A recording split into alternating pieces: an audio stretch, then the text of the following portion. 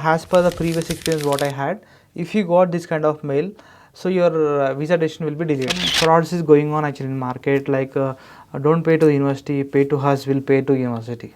That will be clearly mentioned, because of your answers we rejected you, this answer is not satisfactory, that's the reason I rejected your answer. That is called actually National Overseas Scholarship, which is providing by Government of India itself. Instead of 15 days of time, it will take 1.5 months of time, 2 months of time. Finally student will fed out, okay sir, don't want loan, I'll sit down in India. And some universities are there, they'll be taking a deposit amount almost 1,500 pounds before the interview, and then if you fail that interview they won't refund your money. But especially in UK, mostly 90% of the universities not taking application fees, whereas in other countries it is very difficult to find out a scholarship, getting application for scholarship. But here in UK we can get a scholarship very easily. People and medical, civil and mechanical students are getting jobs, no problem. The only reason is actually people not searching properly. So let's get straight into the topic.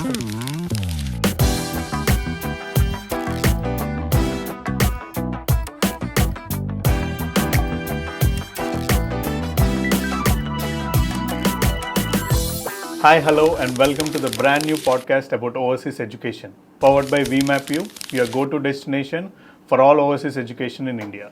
In this podcast, in each episode, we'll dive deep into the overseas education. We'll give you valuable insights, take expert advices, and also on some tips to navigate often complex application process for foreign universities. Whether you are a parent or a student, this podcast will help you to take formal decisions and informed decisions. So in this podcast, in this episode currently, we are diving deep and we are going into the world of United Kingdom, UK. And to take us on to our first voyage, we have an expert with us, Mr. Bharat from VmapU, who will guide us and clear all our doubts. So, hi Bharat Garu. Hello Andy. Welcome to podcast. Thank you so much for that. So, Mr. Bharat, how did you come up to this education consulting and sending students to abroad? What is your experience in this? See, actually, I have almost 10 years of experience, by the way, in this overseas education consultancy.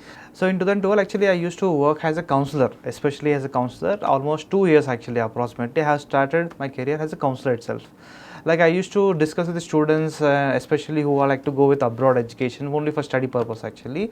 Not only single country, I could look after the UK, Canada and Australia and Ireland also actually.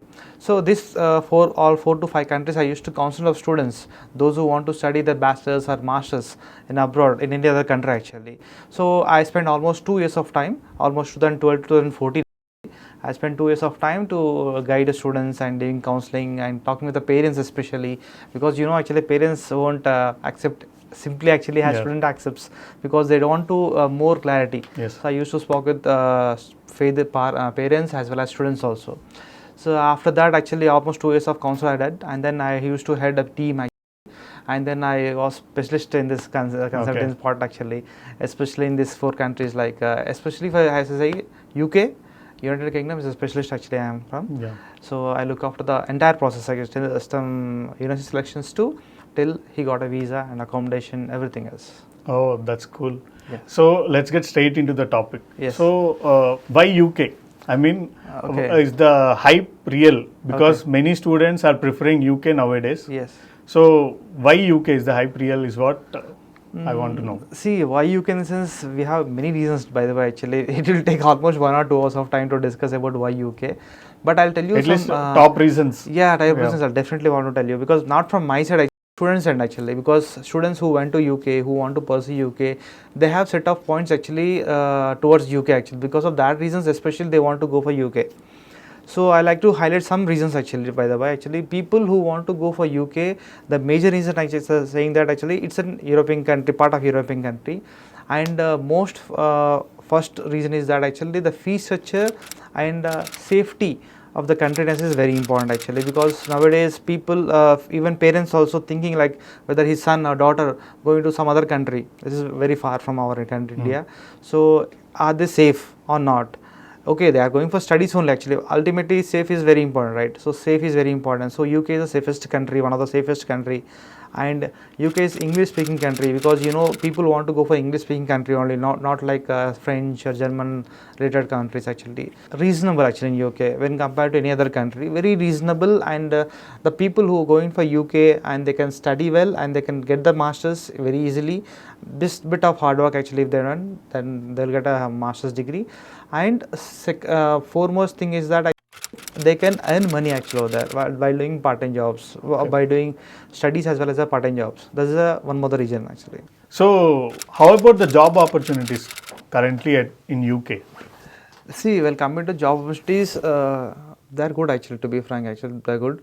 People who want to do masters over there, they can do only part-time jobs while studying, especially because they have a master's degree of approximately 12 months. Some people have a 24 months. That is not matter of duration actually the course. The job opportunities for the people who are studying, they'll be expecting like they can able to get into software jobs in that way actually. But frankly, I'm telling you, while doing education, we can do only part-time jobs, that too in hotels or some restaurants in that way itself. And by the way, actually the UK government has restricted that number of hours what they can able to work out actually.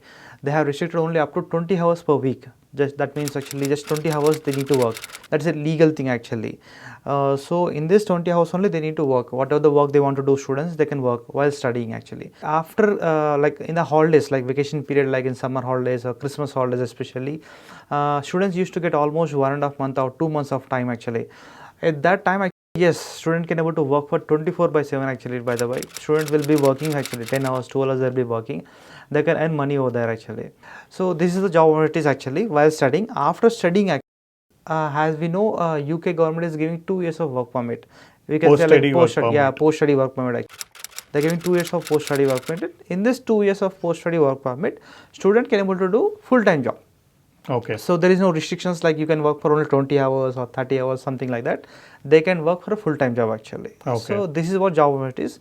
And especially if I want to tell a job opportunities from the company, yes, companies are giving job opportunities for the people who are done with masters, even though he is an international student. Okay. The only reason is actually something that people will think that after completion of masters, definitely I'll get a job. No. By the way, actually, after completion of masters, you need to try first of all, and definitely, company people are looking for skilled people only. Not like, okay, you've done with masters, let us give the job. Not in that way. Definitely, people need to have a skill. So every sector like health sector people and computer CS sector people and medical, civil and mechanical students are getting jobs, no problem. The only reason is actually people not searching properly. There is a particular way to search jobs. Okay. So if they search for the jobs in a particular way, definitely they can able to crack. But here from India, they doesn't know exactly actually. Depends on situation. After going to the master's degree, they will definitely find out the way. Because as they are eager to earn money, they will find out in some way actually. And moreover, the network. If you build a network, definitely we can able to get a job. Because I used to be in contact with the students who already went to the UK, who are studying in UK. Some people have said actually, sir, people who don't have a proper network, some people circle, they'll be finding difficulty to find a jobs, even part-time jobs also. So nowadays actually India have a recommendation thing, actually same thing is happening in UK also nowadays. Okay. For example, if I went to UK, if I recommended you for any my like store manager, then he will think about it. Okay, fine, he is a good boy. He have a friend, he is also good boy, let us give a chance. Yeah. So this is what the reference happening right now. So jobs are there, the proper research has to be done by the student, then only they'll get a job. And some consultancies actually, they used to say that to the students that, okay, don't worry ma, I will give a job. From India, no one able to get a job. Yeah.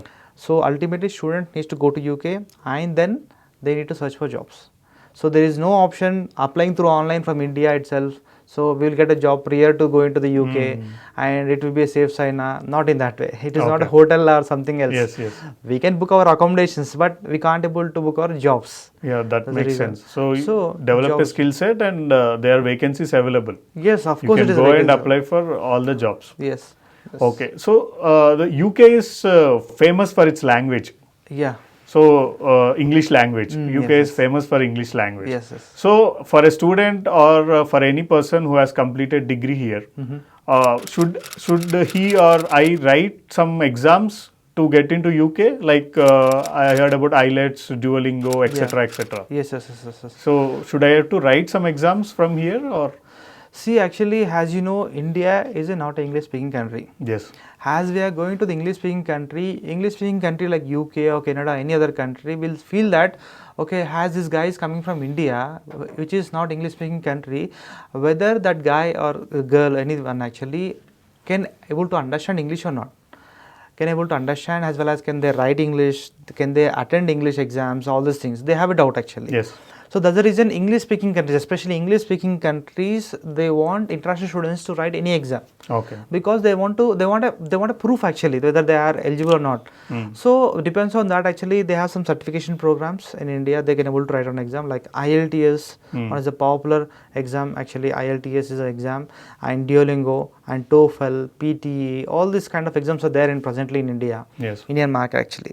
Whereas UK government is thinking differently, because they don't want their students to stuck up with IELTS exam or PT exam, wasting 1 month of time, 1.5 month of time. So presently UK universities especially, they are asking if a student is very good in English, so prove yourself, not to write exams. Okay. By showing their grade 12 English marks. Okay. For example, people like from Telangana board, AP board, or Central Syllabus board, or any state syllabus board like Karnataka, Maharashtra, they have an English in intermediate. Definitely, actually. Yes, of course. Definitely, they have English. So universities are looking after that English marks. Out of 100, how much marks you scored?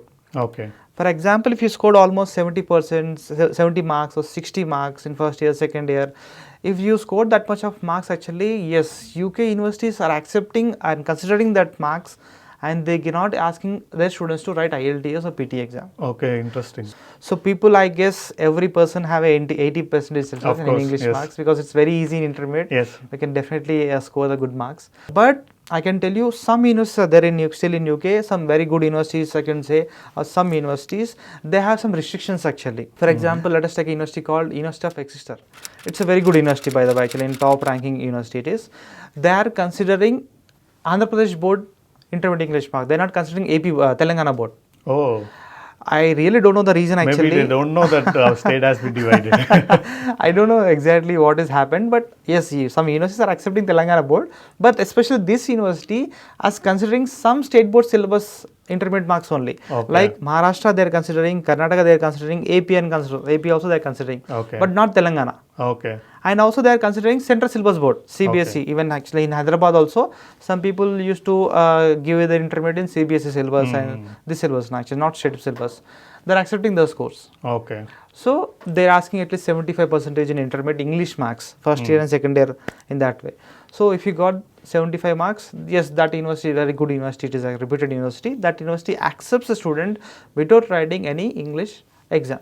So what if, for example, the university you said, who is not accepting this Telangana board English marks. Yes. So if I am passed out from Telangana, so if I have to apply for that university, what is the process? Should I have to write the exam then? Yes, as I told you actually, that university is not accepting Telangana board. So somehow you need to prove yourself. Yes. Somehow, like you have an English skills, let us prove yourself. So this university, I said actually, University of Exeter, they are asking you to write IELTS or PT, any other exam. Okay. Any other exam. So not only this university, as we have many universities actually, some very good university called University of Leeds. It's a very good university. Okay. I can say it's the top of Exeter also actually, all equal to Exeter especially. This university is accepting Telangana and AP board. Oh. And they are asking at least 70 marks in English marks. They are accepting it. Okay. And by the way, I can tell you some universities are there, like University of Bristol. This university is asking for MOI. What it means MOI in the sense medium of instruction. Okay. That means which medium you have completed your bachelor's. Okay. For example, you have done with BCom or BSc or BTech or BA, whatever it may be actually. If that program what you have done bachelor's, is it English medium or Telugu medium or any other medium? Okay. So if you prove yourself that you pass your bachelor's in English medium by producing a letter called MOI, that is medium of instruction. That letter will be given by the college. College people, yes, actually. Yes. College or university, for example, a person is there who done with the JNTU or some other JNTU affiliated college. Yes. College people will give you actually on Okay. letterhead they'll give you like you are being instructed or written exam or passed exam in English medium. So I can confirm you by this letter like you done your bachelor's in English medium. So this is a medium of instruction letter. In that way they can give you. And moreover, university also gives you like JNTU also will give you a medium of instruction from the JNTU board itself actually. Okay, interesting. So this kind of letters, if we produce some kind of university called University of Bristol, the very good university by the way actually, if we produce that kind of letters to the university, then university treats that okay you are done with the bachelor's in English medium. Okay. So that university don't have any issue. Because yeah. university has this simple issue called whether you can able to understand English or not. Yeah, Ultimately, right? Because if you don't understand English, if you are topper in your India actually, but you can't able to understand English, then what can you do? Yes, yes. And by the way, they will be struggling a lot. Faculties members actually who are there in who are hired in the university, they'll be struggling a lot to make you understand, make you to write exam and everything else.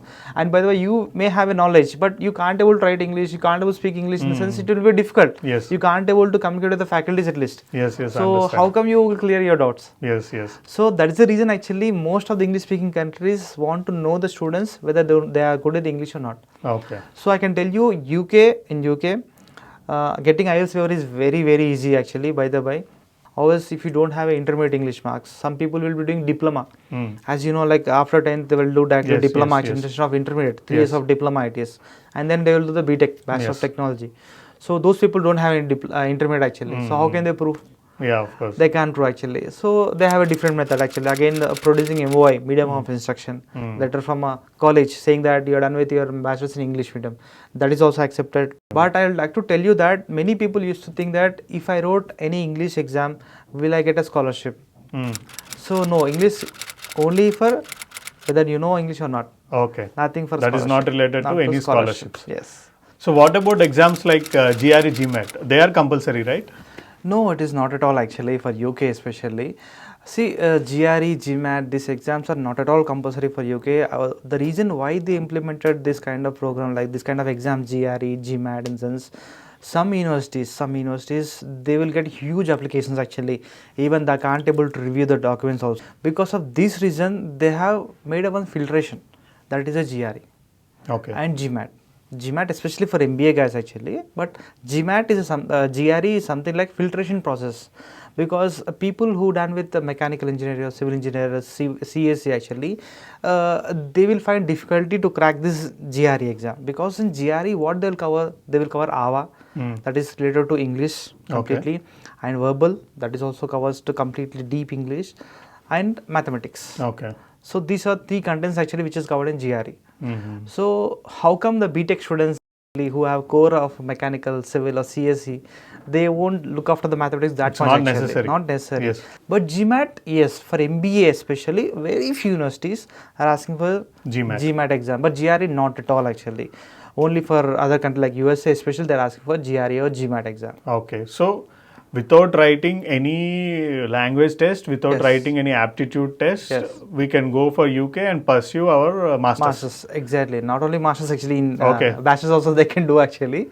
No issues. If I want to do bachelors after completion of my intermediate actually, yes, they won't ask you to write IELTS exam actually. If they have you have good marks in English marks, that study bachelors also. Okay, so I want to know how much study gap is acceptable.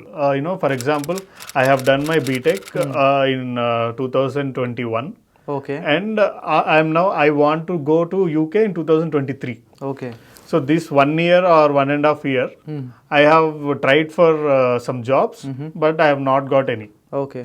So what is the process if I want to go now? Okay. See, a gap. Yes, it is matters actually. Of course, it is matters, because no one will sit ideal for 2 years or 3 years, right? Yes. Definitely, university ask you like what you have done for 2 years, what you have done with 3 years in that way. So people nowadays, I didn't find any such kind of profiles actually who is sitting ideal. Nowadays, actually, people won't sit ideal. For example, maybe some people who are preparing for government jobs, they may have a gap because they will prepare for 1 year, 2 years, 3 years also. Of course. Some people are preparing. So universities is also not so particular about the gap. Some universities actually. But if you provide any gap justification saying that I prepared for so and so exam by providing your hall tickets or results form, Yes, universities are considering it because you're not wasting your time. You prepare for some exams that you're producing it. We can check in online also, of course. You can check the results also of your government exams, right? Actually, so by providing that gap is fine. Okay. And how much of gap? For example, I found some example. Let's take a student called ABCD. He have a gap of 5 years. Okay. So I was asking actually what you have done in 5 years. Actually, he was answered me, sir, I was doing job. Okay. So it is nothing wrong, right? Okay. After 5 years of job experience, he want to study more. To maybe he want to improve himself. So it is not something wrong, right? University is also treating the same way. Okay. So most of the universities are accepting 5 years, not more than 5 years. Study gap. Yes, study gap. Okay. But few universities are not at all accepting actually. After 5 years, some universities are not accepting. Okay. Saying that actually you have a huge gap. So we won't give you offer letter actually. So this is regarding the first bench students. So what about the backbench students who are having backlogs? Okay, backlogs. So I have some 5 backlogs in 4th year. So I have taken some 6 months to 8 months to clear them. Okay. So now I want to go to UK. So is that possible? Yes, it is possible actually. Not many universities are available, by the way. Just 4 to 5 universities are there who have a backlogs. I mean to say they didn't completed their bachelor's in stipulated time. Okay. That means bachelor's, BTech, if you take example, we have a 4 years of BTech actually. In 4 years, if you need to complete a bachelor's.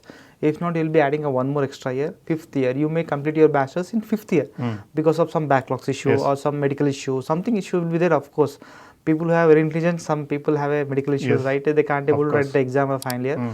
So some universities in UK, they're accepting of these people also. Like for example, if they studied extra 1 year because of backlogs, yes, they're accepting it. They're not avoiding it, these people actually, but very few universities. Okay. So there are chances. Yeah, there is a chances. There is chances. I can tell you 100% sure because I myself have sent almost 6 to 7 students. Okay. In just last 2-3 intakes actually, I can tell you. Okay. Previously also I have sent, but last 2-3 intakes I have sent 6 to 7 students. Some university called Cardiff Metropolitan University. Some university have another university called University of Hertfordshire. They're accepting it actually. Okay. They're accepting it. But thing is what, every intake university is changing their requirements actually. Previously these universities accept 50%. Now that university is accepting 55%. Okay. So we need to be cautious actually. Yes. You should know the requirement of the universities. So what will be this average span of the course for this UK if I want to go and study in UK?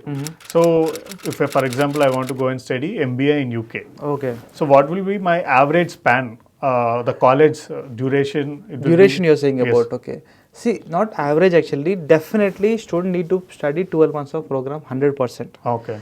If you studied less than 12 months of program, then definitely you're not eligible for the post-study work visa. Okay. So that is very important point because some universities are offering for 6 months programs also. They used to call top-up programs. So students who want a visa, who want a study work permit after studying of masters, definitely they need to go for a 12 months period. Above 12 months, no problem, but below 12 months, it is not at all possible. So if you want to go any course, MBA or MSc, MA, any course, definitely it will be about 12 months.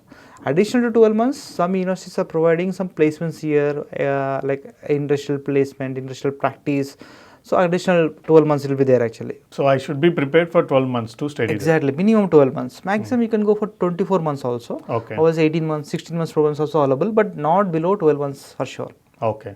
Yes. If I say UK, there are some top universities which come to my mind, like Oxford University, Cambridge University, etc. So, Indian here, is it possible to apply to those universities and get a seat over there? Yes, actually it is not something like you're not at all eligible for the Oxford University or Cambridge University in that way. You're eligible, 100% eligible. Okay. But thing is what, university will be having a very limited seats. For example, for one program called MBA, for this intake, they will be taking only 120 students. Okay. So limited seats will be there in that top universities. Applications will be coming in a huge manner, right? So they will be considering students very, very particularly actually, very choosily in that way.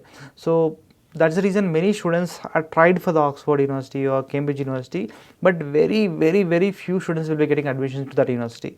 So not something like Indians or some other people actually, they have a equality for entire world. The faculty, what they have is experts actually, bid experts. Yes. They don't want admissions like anything, like other universities. They just have a limited admissions with limited faculty people. They will treat students in that way. By the way, actually now now universities are come up with good technologies. We have very top universities like University of York, University of Leeds, University of Bristol. This university has increased the capacity and they're giving admissions to the international students in a good manner. Okay. No problem. So not only people will think like Oxford is the only one university or course. Cambridge is the only Yes, one yes. universities. Not in that way. We have very good universities. For example, if you take top 10 US world ranking universities, you will find, of course, you will find University of Oxford and Cambridge University. Yes. Along with them, actually now they have added more universities. So how do you find my right university? For example, I have a balance of 15 lakhs or 20 lakhs. So should I search in Google that what are the universities for this 20 lakhs, or how do you find right university? Yes, finding right university is very important concept actually, because many students doesn't know. They'll waste many days of time actually to find out a right university for them. See, as we are a consultancy people, we have very good experience on this actually. We can take only just 15 minutes or 30 minutes of time to find a right university. So first of all, people who want to do masters or bachelors in UK, they need to know actually what they want to do first of all. Some people will say, sir, I need to do masters in data science. So which university is fine for me? Some people will say, sir, I want a good university. In good university, I need to find a data science. They have their own requirements actually. Yes. So we will be shortlisting some universities depend on the student's requirement. Every student has a different requirement. Some people have a course requirement. Some people have a location importance. Some people have a fees importance. Some people used to say, sir, university faculty has to good and accreditation is also very good. Should be good for my program in that way. Every have a different things actually. They can't able to search in Google by the way actually. If you search in Google now, it will take 3 or 4 or 5 days till time, but you won't come to the conclusion actually. You will be convinced, okay, Chalababa, how much of time should it take? Let us go with this university. Will be keep on searching. Yes, keep on searching. They won't come into the conclusion actually. Finally, they'll be fed up with this searching and they'll go with any ABCD university. So shortlisting is very important actually. We will be considering very important point. I will be involving directly with the students. What you want to become, what programs you want to cover in this program. Data science is not actually taught by all universities. If they're taught also actually, they won't cover the same syllabus. Okay. Some people want to go with, sir, I need Slack, sir. Some people want to say, sir, a blockchain I require actually subject. So these subjects are being included in data science actually, but not all the universities. Okay. So depends on the interest actually what student have. We need to shortlist the universities. Okay. Googling never-ending wrong process. option. Never-ending process actually. It is not a wrong option, I can tell. You can Google everything. Everyone will Google it actually. But right way Google search is very important. People who doesn't know properly, they will search different manners. They'll be lost. They will lose the time actually. Okay. 5 weeks, 5 to 6 days of time, they will be losing it. So I really don't want to suggest that actually searching in Google is fine, but you won't find a right method actually. So people who want a particular thing, please contact us. We can able to finalize the universities which is correct for your profile and which is meeting your requirement. Okay. That is what I can suggest you. Okay. So, for example, I want to do, as you said, blockchain. But my parents want me to do some other thing. Okay. So, did you face this kind of situations coming to you, and how do you handle that? Recently, for this intake, I can tell you an example actually. He want to do, he's from civil engineering background. He want to do architecture actually. But it is not complete subject actually in architecture. Somewhat subject is related to civil engineering people. But father, as you're not from architect, what you will do from architect? You are from civil, go for construction, structural engineering, civil. In that way, father should do it. So this is a collision between father and son actually. Yes. I can't help in that. Yes. So one thing I can tell that to the father actually, if any program, for example, construction project management is good, how good it is, I can able to convey the same thing to the father and son also. Okay. So that they'll convince for one program actually. Sometimes actually, this program, some subjects will be added into the construction field also, construction program also. Okay. So that they will be satisfied with that. So I can suggest that if you are very particular toward the program, it will be very hard to find out a university. Okay. So do somewhat flexible thing. Definitely we can able to find out a good universities. Okay. So other than this top universities, if I have selected some good universities, some A-rated universities in UK to study, so what will be my average budget? I have to be prepared Yes, to fees. go and there. Fees, tuition fees you are asking about. Yes. Okay. Tuition fees will be increased, of course, actually, because top universities are charging very huge. You like for 1 year masters, actually, some universities are charging 35 lakh rupee actually. For 12 months? Yeah, 12 months from 35 lakh rupee. Okay. People will be surprised because some students are complete their masters in 15 lakh rupee. So it is a triple of the amount actually, 35 lakh rupee. The university standards are within that way. Yes.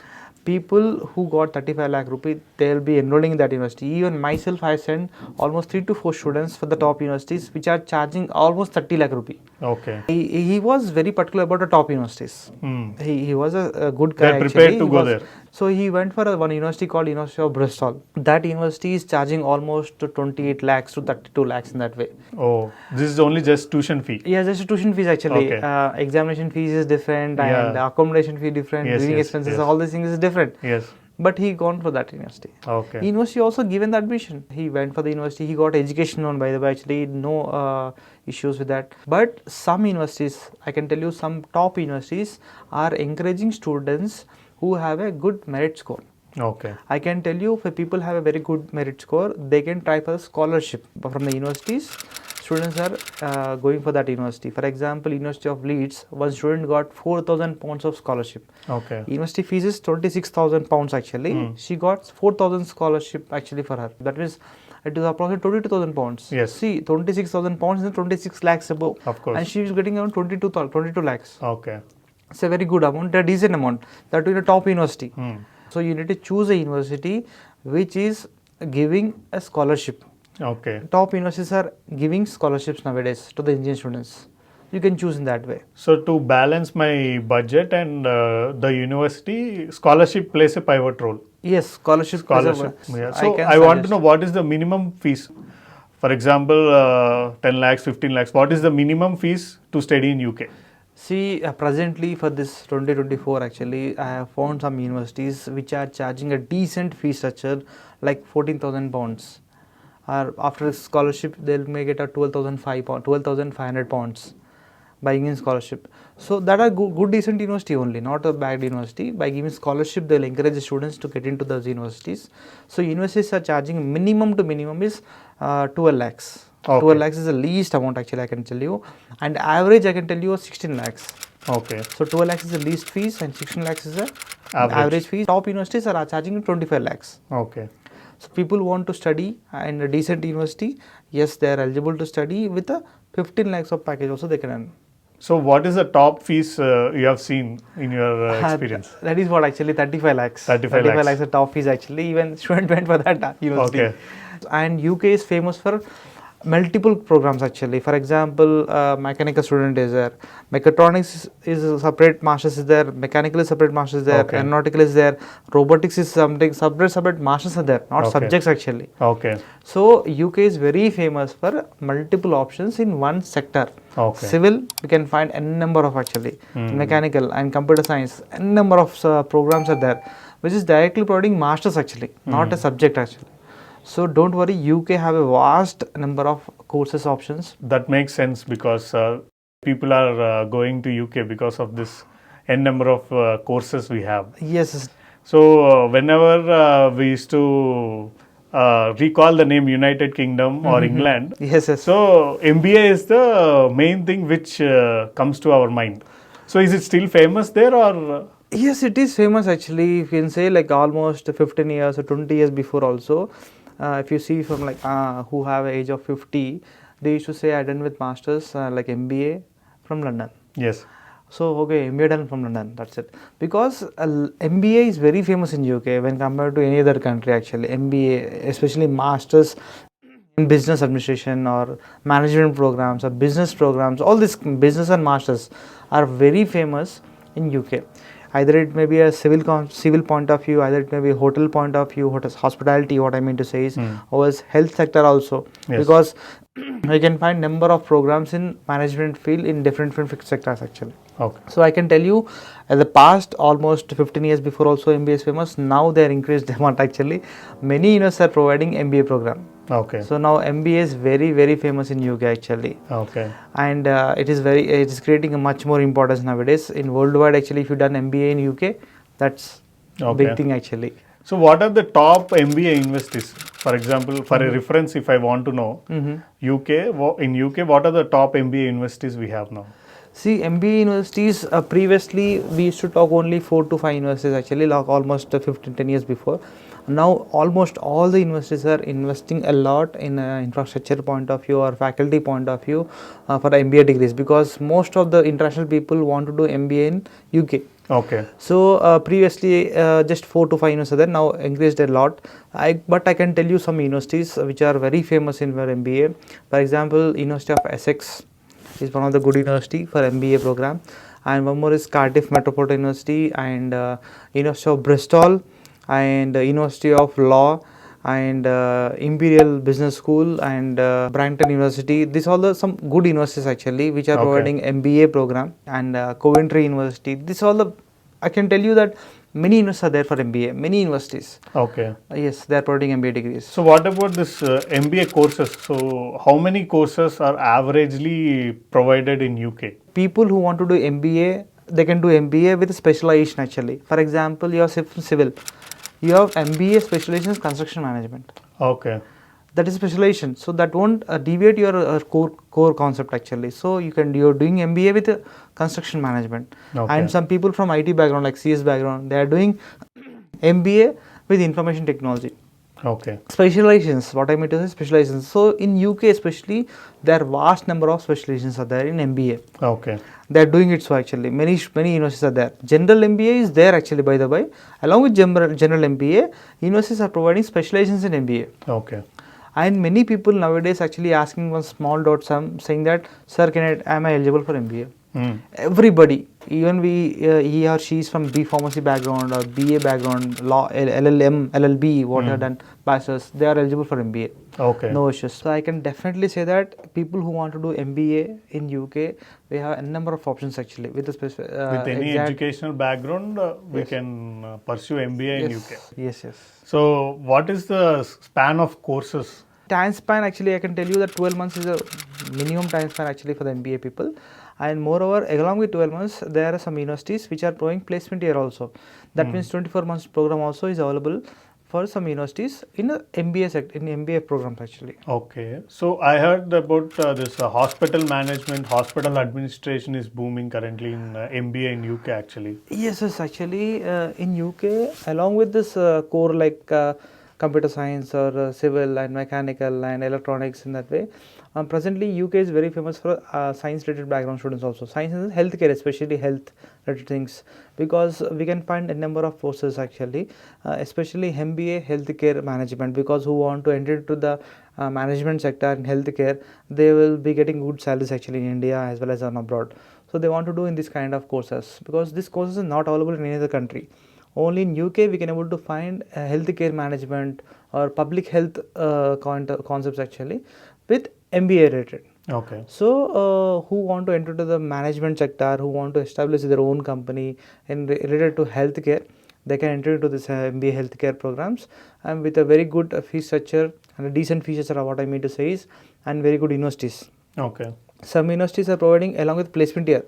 That means universities are showing you some placements. If not, we can able to find some placements, so we can add your practical knowledge to the theoretical way actually. So you will get 2 years of master's degree. Okay. That is a very valuable point for the people who want to do MBA in healthcare sector especially. Okay. So any top universities, for this healthcare or hospital management? See, most of the students actually want to go with healthcare management with MBA. I can find one university called York St. John University. It's a very good university with a decent fee structure. Like they will be charging around 13,000 change pounds actually. Okay. For a MBA healthcare management, that is with the placement year is also there. Okay. Not only this university, many other universities also we can able to find.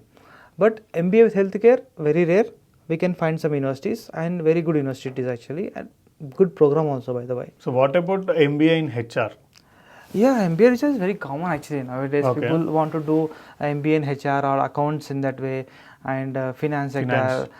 People are going nowadays as a financial technology program, financial fintech. People used to say fintech Yes. because financial people. Some people used to say financial people can't able to enter into the technology because nowadays in India presently companies are using this financial technology concept, but the program is not yet introduced in India yet. Okay. But in abroad it's already introduced.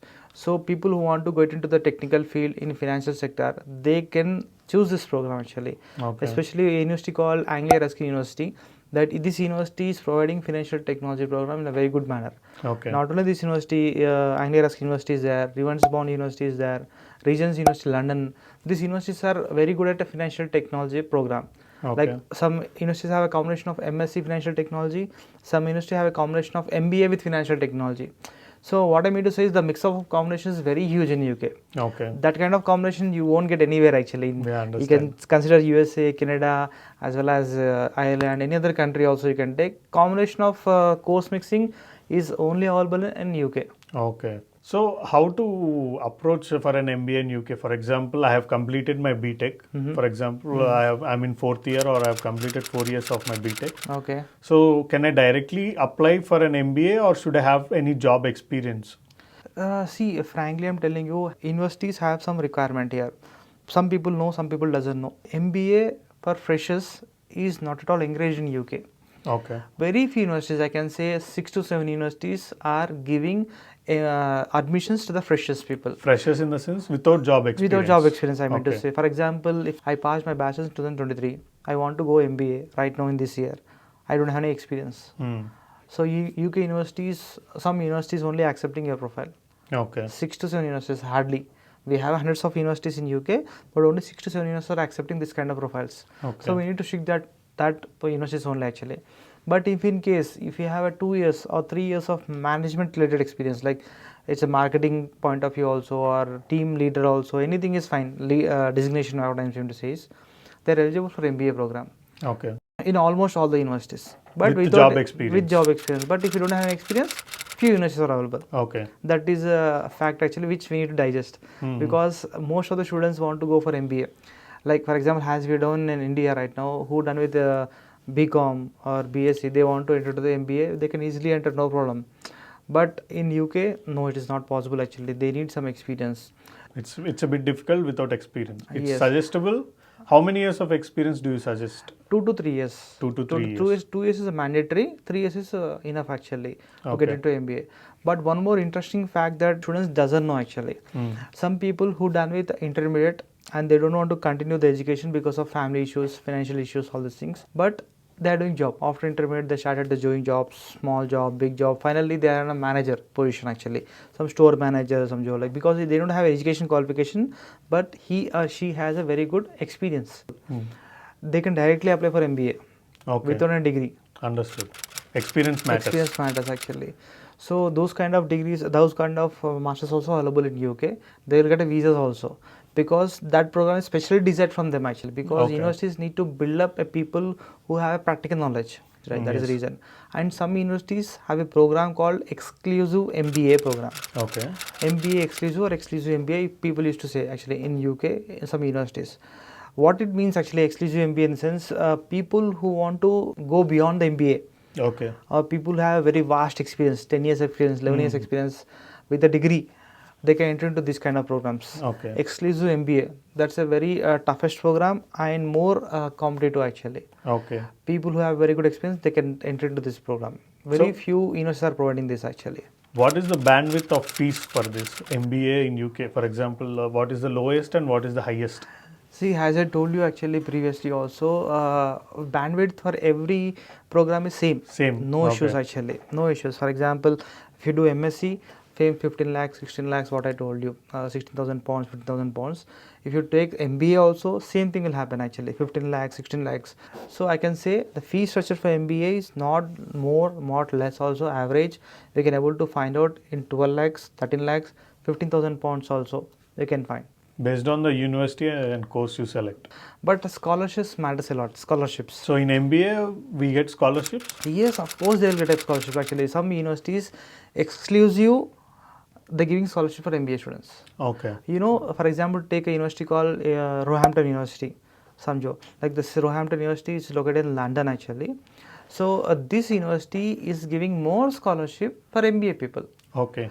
Almost 4,000 pounds, that means 4 lakh rupee actually, they are giving scholarships. Okay. Same like that for Middlesex University, some other many universities are there which are encouraging people to get into their MBA programs. Not MBA. So we as the consultancy people, we will be guiding our students to go to the top university, of course. With the help of scholarship, the burden will be decreases for them, for the students. Understood. So we will be shortlisting that kind of universities for students especially. What is the average scholarship we get? Is it 2,000 pounds or 4,000 pounds? See, average I can tell you actually some universities are giving at least 2,000 pounds of scholarships. We can shortlist our universities, you know, actually while shortlisting also, students will say, sir, actually I need to do MBA in top universities, but in a decent fee structure. So that I will understand actually, okay, this guy required a scholarship. To study in a good university, we required to spend much more money actually. Yes. But if you got a scholarship, it will be decreases. I can tell you minimum is 2,000 pounds, maximum it go to almost 6,000 pounds maximum. Okay.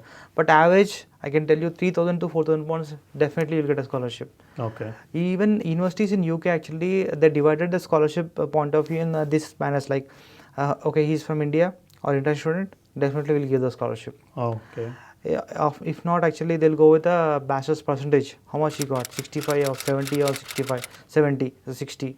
So depends on that also, scholarship will be given to the student. Okay. So no other things. No other things like submitting any scholarship application, nothing like that actually. But very few universities, example Nottingham Trent University, they have a scholarship application form. Okay.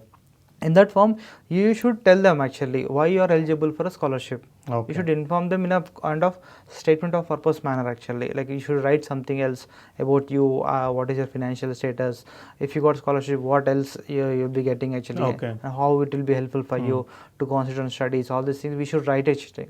Okay. And then we need to submit it. Okay. And then they'll review and they'll give the scholarship. Yes. It's very few universities in that way. One of the universities, Nottingham Trent University, they have a scholarship application form.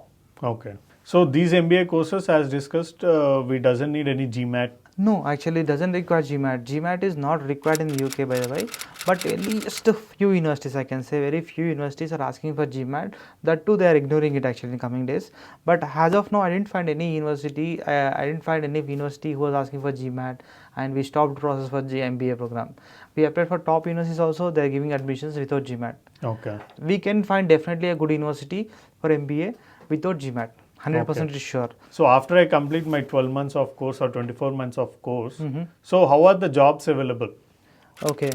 If I have completed 12 months in UK and I want to settle down and take a job in UK. Okay. So are the jobs currently available, vacancies available? See, while pursuing, you can't able to do full-time job. You will find out a part-time job that is also available, no issues. One of the students actually who went for a September intake last year, 2023 September, he guided me something like actually, Bhaiya, if you are sending any students further in January intake or coming intakes, this year January or next year January or some other intakes, you please guide your students to carry the resume of almost 20 copies. Okay. Because Xerox is costly over there, at least £1 that is equal to 100 rupees over here. Yes. So he is guiding, sir, ask our students to get at least 20-25 copies of resumes with them, portfolio kind of thing, so that they can able to, whenever they enter into UK, whenever they settle down in accommodation, go out and give the resumes. Whenever we'll get a call, we need to go and we need to attend an interview actually, by the way. Okay. So first of all, whenever you go to UK, I can say even if it's an MBA student or any other student,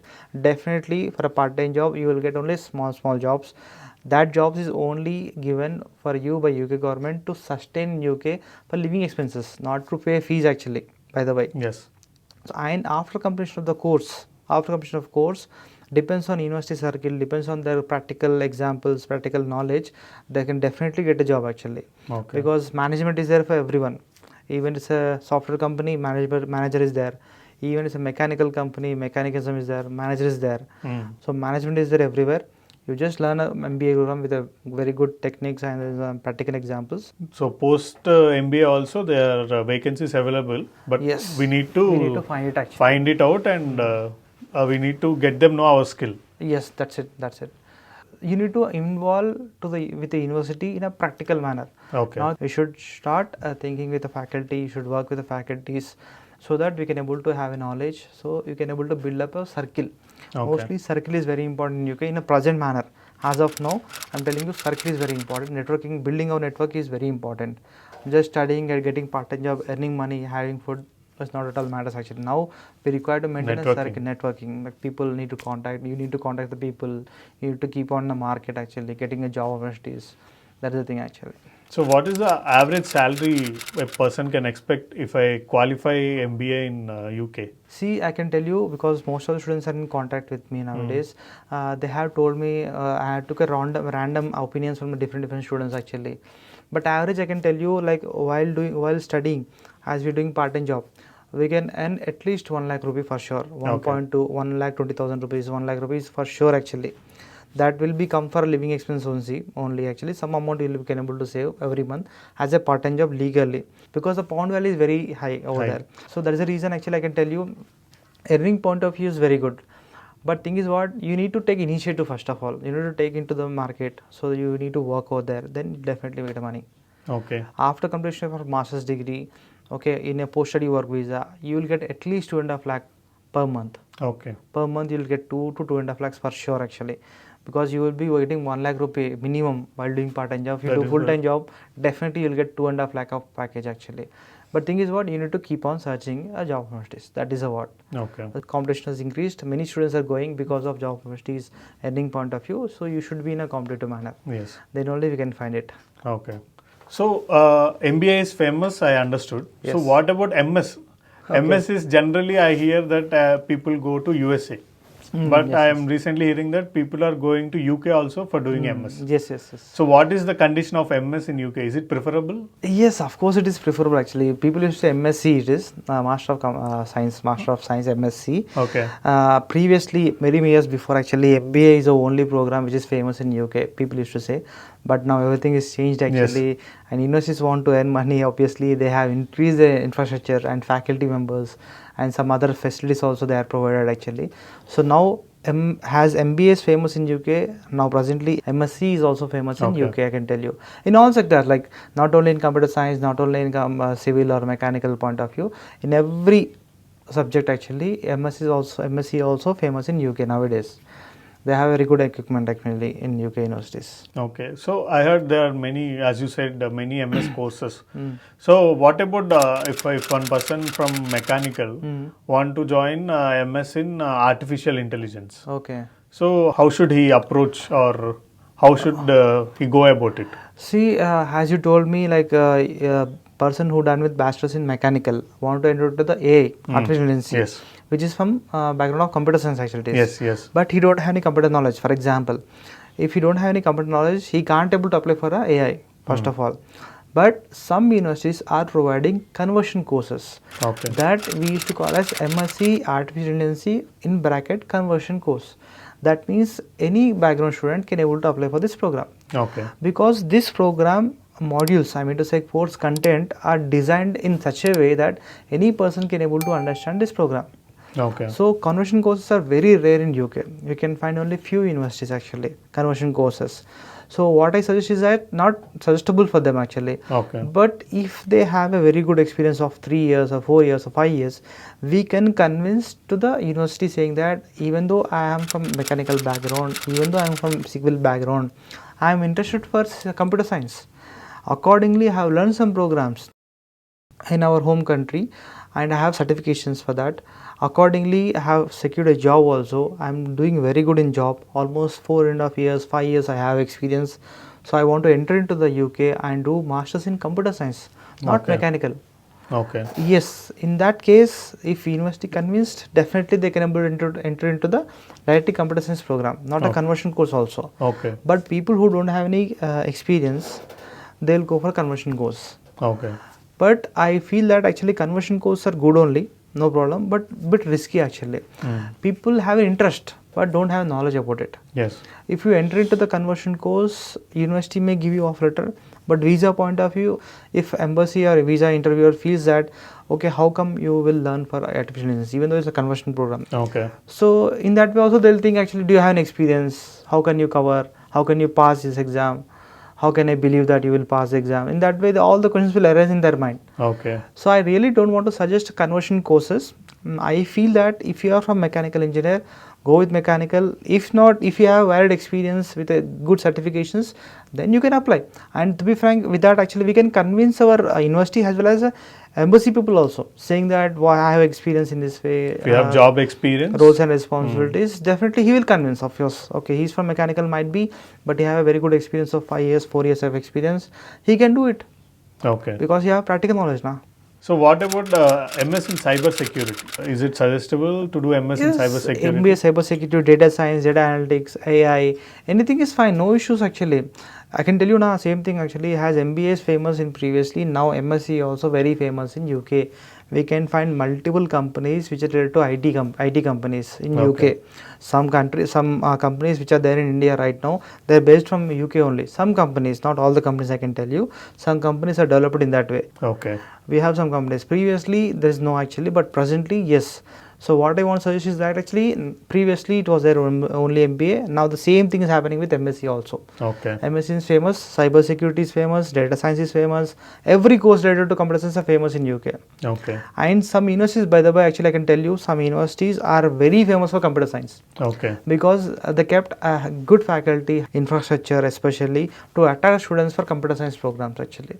So yes, we can find some universities in UK which is giving a topmost priority for the computer science people. Okay. So we need to shortlist in that way. Some people will say, sir, I need a university which is very good for data science. They went for Essex University of Essex. Okay. It is very good university for data science. Data science. One of the very good university I can tell you. So that university is very good. They went for that university. Okay, understood. And by the way, university also promote themselves saying that in computer science background, I have ranked 6th in UK. Okay. In cyber security or some other program, they will be promoted in that way also. They used to promote themselves, saying that in this sector I am so and so, I am so and so rank, I am so and so rank in that way. Okay. I can say that actually, yes, it is also famous for cyber security. Computer science also is boom right now in UK. So other than computer science, how about robotics?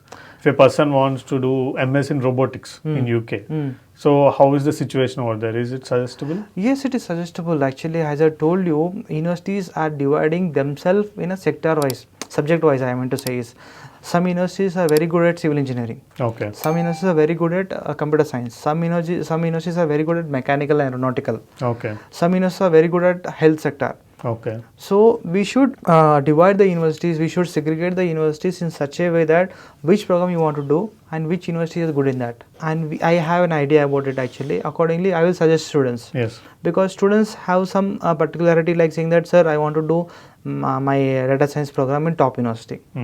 So they doesn't know actually how to search it. So as we have a knowledge actually, we will search in such a way like you will have the database. In UK actually, especially. So universities also promote in the same way. If you find in Google something else, you can find the same thing. Like in data science, we have so and so ranking in that way. We will be suggesting in that way. How about, I also heard that aeronautical industry is also booming up in UK. Yes, People are going for MS in aeronautics as well. Yes, I can tell you one university called Cranfield University, which is a very good university for especially mechanical and aeronautical students. Okay. You know, actually, we can't imagine also those subjects actually, they will be providing the subjects in a master's only. Okay. For example, air blow or some surface engineering. These are subjects actually which are there covered in their BTech, but they have provided a master's for that especially. Okay. So what I mean to say is masters in aeronautical also very famous in UK. In some universities, you need to look after those universities only. Then you can able to have a very good options. So what are the top health and pharma MS universities? I also heard that people are going MS in pharma as well. Yes. Pharmaceutical actually, to be frank, I'll tell you this. B pharmacy students or BS in nutrition students especially, they'll be finding UK for them actually. Any other country if you go, it is not valid for them actually. Like master's degree, after completion of master's, they need to come back to India. If not, they have very few options. Whereas UK, you can able to find vast number of options actually, I can tell you, especially pharma related students. Like people who go for MSc drug designing or MSc Pharmacology, MSc Neuropharmacology. This kind of programs are there actually in UK. Whereas this kind of programs you can't able to find out in any other university. Only in UK we can able to find these universities, and in a very good universities, by the way. Okay. So what I suggest is actually pharmaceutical students don't go for any other country. UK is the best UK is the destination. best. Any UK is top the best. college, pharma college you know about? Yes, actually, like pharmaceutical science, Edinburgh Napier University is there, which is providing very good pharmacy related programs, and one more is actually University of Chester and University of Salford. These are some of the universities actually. Many people used to go because the price also constrained and the location also very good and the university also very good. Okay. I have sent some students for the University of Salford, Okay. on just 2 programs. That is MSc Drug Designing, and one more is some other program is there, University of Salford, which is there in Manchester city actually. It is a city like some like Hyderabad, Warangal, Vizag in that way. Same like that, it is a city. Okay. In that city, we can able to do our masters in a fee structure called only 12 lakhs, 12 to 13 lakhs. Because actually university fees is 15 lakhs change it is, but almost all the students who have a 65%, they are getting a scholarship of 2,500 pounds. Okay. By that actually their fee structure will be approximately 12,500, 12,250 in that way it is.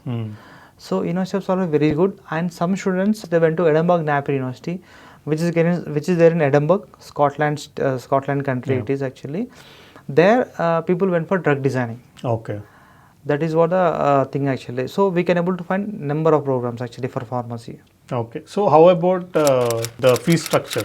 It's the same as MBA or? No, has there particular about the data science, all these things. Now, if you want to enter to the very good university for who are providing data science program, somewhat a bit increase actually, because as we are very good at data science, they will be increasing the fee structure almost 17,000 pounds, 18,000 pounds. Okay. But I can tell you one thing actually, if you take any program in UK, in any university, good universities I can tell you, the average fee structure is almost 16 lakhs to 20 lakhs below only. Okay. 21 lakhs max to max. You can find very good university. The fee structure is same, 15 to 20 you can think. Okay. That is your budget, then definitely we can able to go into the very good university, top university by the way. Okay. So as you mentioned scholarships. So how are the scholarship in MS in UK? Is it comparable to similar to MBA in UK, or is it high or less? See, actually, as I told you, for MBA, there specific universities are there which is giving top scholarships for MBA, and same way some universities are there which are providing a good scholarship for MSc. Okay. For example, a university called Keele University is there, which is giving almost 6,000 pounds for MSc. MSc in Business Analytics. Recently, one student went for just January intake. Okay. It is unexpected actually. 6 lakh rupee actually. How much of amount it is actually? They are giving it. So we should concentrate on a university which is giving good scholarship for which program it is giving it. Okay. So people who come for MBA, I'll suggest MBA related universities to them to get a good scholarship. And people who want go for MSc in computer science or business analytics, data science, any other things, some universities are there which are giving exclusive scholarship for this thing actually. Okay. So what I want to say is actually scholarship based also some students will come for me to get a universities who are giving good scholarships. So what is the highest scholarship in MS you have seen? I have seen 6,000 pounds. 6,000 pounds is the highest. Highest, top highest. But average is I can tell 2,000 to 3,000 pounds. Above average is 4,000 pounds. Okay. But highest is 6,000 pounds, not more than that. Okay. So scholarships like anything actually. Whereas in other countries it is very difficult to find out the scholarship, getting application for scholarship. But here in UK we can get a scholarship very easily. Okay. Only thing is what you should think about it once. So how about jobs in UK for MS students? Right now, especially some industry people are establishing the software companies also in UK. So the same thing will happen actually. After completion of that master's degree, we should provide our practical experience in any other country, any other industries actually. Some companies they can provide you no problem. Okay. The only thing is what actually while doing your program, we should concentrate on our practical skills. Okay. Then definitely helpful for you to get into a very good companies actually. So what about, I want to know what are the admission seasons or intake seasons in UK? Whether it is for MBA, MS, it is same or does it differ? No, it's the same for every program. It doesn't matter about which program it is and which in that way actually. That university has a specific intakes. Actually, I can tell you that all the universities all the universities, saying small university or big university or middle based university or average university, they will be offering some intakes actually, especially September is a major intake. Okay. September or October, majorly for September. Both are same. September, October, both are same. Like September last week or October first week in that way. So September is a major intake for all the universities in UK. First priority goes to September. And most of the students will prefer September intake only because they will be completing their bachelor's in June or July in that way. So immediately after completing their bachelor's, there is a immediate availability of the master's program in UK is September intake. Even if you take bachelor's program also, they don't have any other intakes. Only September is a major intake from them. I can tell you September is a major intake, first priority, and second priority and intake is for January. Okay. So some universities are providing January, but not all the universities, especially some Russell Group universities. You can say Russell Group universities are top universities actually. So they are providing only September intake. In Russell Group University, almost 16 to 17 universities are covered in this Russell Group University. They have come under Russell Group University, they used to call. In this Russell Group University, almost 17 to 18 universities are there, which is offering for only September. Only few universities in Russell Group, like 4 to 5 universities, are providing for January also. Okay. So September is a major intake, next is January intake. Okay. And apart from these two intakes, there is a minor intake called summer intake actually. Very few intakes, like very few universities are there. Previously in 2022 or 2023, we have only 7 universities which are offering for summer intake. That means May or June in that way. Okay. In a very limited programs. For example, if a university that universities are providing almost 60 to 70 programs in different sector, but for summer they'll come only 5 or 6 programs, which is in a top demand in that way. Like MSc International Business, they'll be providing for summer. It has students going in a huge manner, like they are going a huge flow. Many other universities are started summer intake nowadays. Okay. Almost I can say for this summer 23 universities are there. Okay. Increased a lot actually, almost double or triple the many numbers. universities are going for summer intake. For this summer intake, 2024 summer, almost 23 universities are introduced their summer related programs. Okay. So that is a third major intake, I can tell you. And apart from these these 3 intakes, some universities are there, only 3 or 4 universities I can tell you. That university has a rolling intakes. In 12 months, in this 1 year, they'll be having almost 4 to 5 intakes. Okay. Almost 6 intakes you can take. Okay. For example, a university called University of Salford, that universities almost have 5 intakes Per year. Oh. 5 intakes on the same program. Okay. So major intake I can tell you for UK students, those who doesn't know, this September is a very important and huge intake, and second priority goes to January intake, and third priority goes to summer. Summer nowadays it is going boom actually. Many universities are started their introducing their program for summer. Okay. But for September, you can know all the universities, like hundreds of universities are available for September. Mostly all the universities go for September. And it is not suggestible to go for summer intake actually. It is suggestible for September intake. Okay. What about the application fee? If I have shortlisted my university, I have shortlisted my course. So I want to apply to that university. Okay. So what will be my average application fee if I want to apply to any university in UK? Okay, I can tell you something very interesting point actually.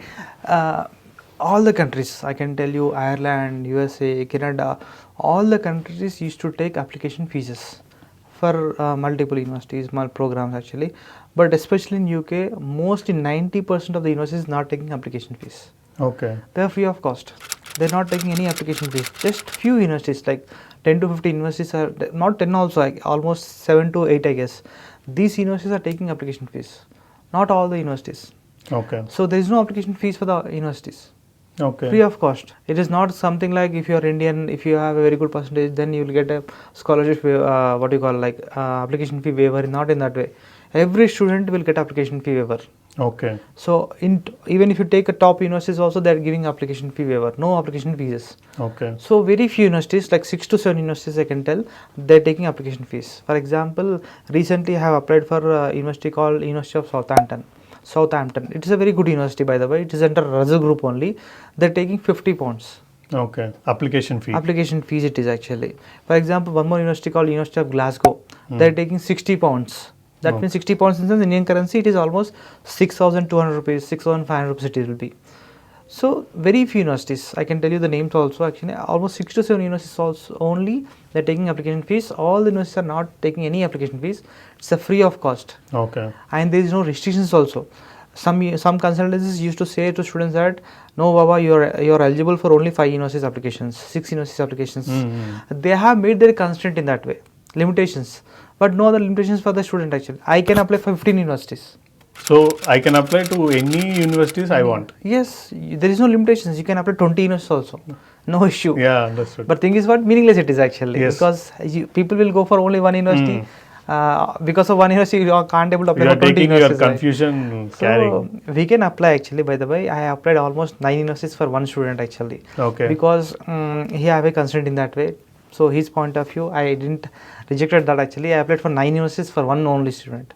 So now itself you need to decide which university you want to go. So it's better to shortlist your universities and apply them. Although application fee is free. Although application fees is free, it is not something like apply for all the universities. Yes. It is unnecessary concept actually and unnecessary headache for the students. We won't restrict our students, but we will suggest them actually.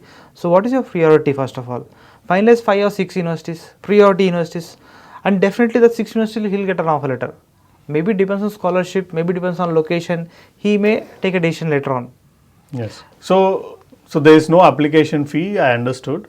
So for example, I have shortlisted ABC University in UK and I want to apply to it. So what are the documents I would be requiring in order to send an application for that university? Yes, documents point of view, I can tell you that regular documents only. First of all, your academic documents. If you are a bachelor student, you require to provide 10th marks memo and intermediate marks memo and your bachelor's marks memos, all the memos actually, like professional certificate and consulate marks memo, and then individual semester wise marks memos. Some people used to say, sir, actually I don't have semester wise mark memos, third semester I don't have, sir, but even though you can able to see that memo in consulate marks memo, na, there is a covering actually over there. Consulate marks memo is something like covering all the memos in one memo. But universities want them actually. University want single semester wise memos because they want to see how much of percentage you have secured and how many attempts you have given it for it. They want to see all your individual marks memos. But this is the education documents. And beyond these 3 documents, actually, we required your resume, updated resume, and some people will say, sir, resume ke liye I need 1 day of time, 2 days of time. Not required actually, by the way, because resume is just something like you are reporting, you are expressing yourself in something tabular format, nothing else. For freshers, it is very simple actually, just academics and your hobbies and your technical skills and your interests. And finally your address, that's it. Yeah. And of course passport scan copy, front and back passport scan copy. Along with that actually letter of recommendations, that is from college only student need to get, and statement of purpose, which means that why you are coming to that university, why you are interested for this program, all these things. We need to enter all those things in Word document and we need to send the Word document to them. Actually, these are the documents required to apply for any university. So what is this letter of recommendation? I have not heard about it actually. Yes, this letter of recommendation is something like recommending you to that university. Okay. That person name has to be there on letter of recommendation. That used to be called letter of recommendation actually. That letter of recommendation can be taken from your studied bachelor's college. Okay. If you studied from ABCD college for bachelor's from India, you need to take a letter of recommendation from that college. Okay. That is free of cost actually, given by the college people. Nothing else actually. Just we need to mention saying that so and so person, some Rohit is there.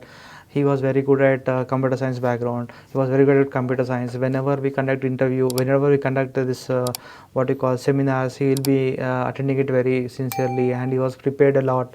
So I used to recommend him to study in abroad. I felt very happy when he was interested for abroad education. So I myself like to refer him to the university to study his master's degree. I'll best of luck for him in that way. This is matter so small matter actually. We used to give a format of that actually. We will be giving a format to the students how to write LORs, and we will be giving draft copy also, so that they can able to do some improvements and they can able to produce that LOR to the college faculty. Okay. So college faculty will give the printout. They give the printout on their own letterhead actually, and then in that letterhead, major important point is faculty name, giving that LR, and the mail ID of the faculty and designation of the faculty is important, and foremost stamp and sign of the faculty and stamp of the college is fine. So in this LOR, should I have to get the university name? Like for example, I'm applying for this ABC University. Faculty write that I recommend this person to join in ABC University, or it will be generalized? Not required actually. For example, if you're applying for only one university, it is fine, you can write down that university name. But if you're applying for 3-4 universities, you need to get 3-4 LORs from the faculty. Faculty will fed up actually. Why you require this many LORs? What are you doing with these LORs? They'll get doubts actually. So I really suggest our students who are applying for 3-4 universities, just write your university. That is fine actually. University also doesn't take that much of serious about it actually. University knows it. Every student will apply for 3-4 universities, of course. They're interested about our university. Okay, in that way, it is better to write just your university. Your university, fine. Intelligent way. Yeah, it is fine. And the program name also. As university name you mentioned, program name also actually. If you are applying for data science in some university, you are applying for computer science in one university. So it is suggestible, like if your faculty is writing, program name, it will be difficult actually. You need to mention, I am very happy to enroll in this program, in his interested program in your university. It is fine. Yes, understood. So in this way, if you write one LR, is fine for all the universities. So this is the best way actually, which we will suggest our students, and students also knows about it. We'll be sending a draft copy, as we are saying draft copy to all the students. They'll easily get the sign it on the LOR actually. So from which faculty should I take this LOR? It should be HOD is enough, or should I take it from any other? Anyone is fine actually. Anyone is fine. People used to say, sir, should I take from HOD? HOD is busy now. He's on leave for 2 days. So should I wait for the LOR? No, Baba. You can take it from any faculty also. Better to get a HOD. Because he may have a PhD or a master's degree actually in his designation point of view or education point of view. You can take from HOD, it is suggestible, but it's not mandatory. You can get it from a faculty also who taught you. Any subject is fine.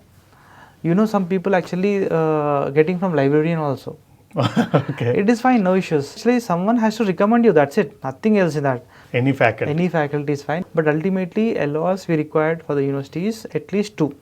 We need 2 LORs. 2 LORs from a different faculties. Some matter has to be somewhat different, not exactly ditto. Somewhat matter has to be differentiated actually, so that it will be fine, no issues. 2 LORs is mandatory, maximum is 3 is fine, more than enough actually. For example, I am doing a job now for last 2 years, and now I want to go to UK and pursue MBA. So from where should I get a LOR? From my employer or from the college I have studied? The thing is what some universities will be asking you, if you have a work experience, get a LOR from your employer. Employee, like you are working HR or manager, you can get a LOR actually.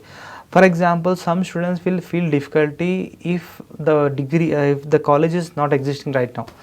For example, you may passed out almost 6 years before. The college was gone now actually. Where you get a LOR actually? At that point of view, university won't make panic to student actually. You can get LORs from a working company. Like 2 LORs or 1 LOR is fine. Someone has to refer you, that's it. Nothing else actually you need to get from academic only in that way. If you are getting from a company also fine. But some universities are there actually. Strictly they'll ask for a letter of recommendation, at least 1 from your academic professors. And another one is from your work experience. And some universities will ask, if you have 2 LORs from academic professors, some universities will ask, demand you to take a LOR from an employer also. So if you are doing job, it is suggested that you take 1 from your job, one from your academic. That will be happy actually. You can get it. But remember, if you are getting a letter of recommendation from your employer, there you should mention the mail ID of an employer, like HR or manager, @ company name actually, not @ Gmail ID. Because it will treat again a fake document again. So, for example, ABCD candidate @ infosys.com or some other TCS.com, and that way actually. Then it is correctly mentioned and it is considerable. So if I write abcd @ infosys.com, will they check it? Will they send any mails to them? Yes, definitely actually. Some universities are sending, some universities not sending actually. But it is preferable. We don't know actually. Some universities may send, some universities may not send. Randomly they'll send. No. So we can't predict actually. Yes. So it should be correct. It should be correct. Then only it will be fine. If not, it will be But there issue is a again. chance that these people will send mails Yes, to yes, them. of course. Actually, of course, definitely they'll send a mail. Like some students will be calling me, Anna, I got a mail from my faculty. Got a mail. It seems, what should I do? Okay. Even faculty doesn't know. Yeah, For yeah. example, each and every university has its own way of sending a mails, getting confirmation from faculty. Some university will send some Google form. At that time, faculty need to fill the whole Google form actually. Okay. So faculty won't get that much of time, right? So it will be issue again. So the student has to guide the faculty. now. Yes, of course, and they need to check with the faculty. Sir, if you got any mail from university, please respond to them. If not, my process will be on hold. Okay. Some universities will send in that way, but no worries. We can follow up with the university. We have a tied up directly with the universities now, so we can able to get back to the university saying that what is the process, and they will say LOR is a missing over here. LOR confirmation is waiting from faculty. Okay. They will look after it. So what about, I understood LOR. So what about, you said another document called SOP, System Yes. of Purpose. No, Statement of Purpose, sorry. Yes, yes. So what is that? Statement of purpose, that itself means that what is your purpose for coming to a master's in UK especially. Okay. So it is something like actually you are writing to university. I can tell you it's very simple point of view. You can can able to write it actually, but many people doesn't know how to write it.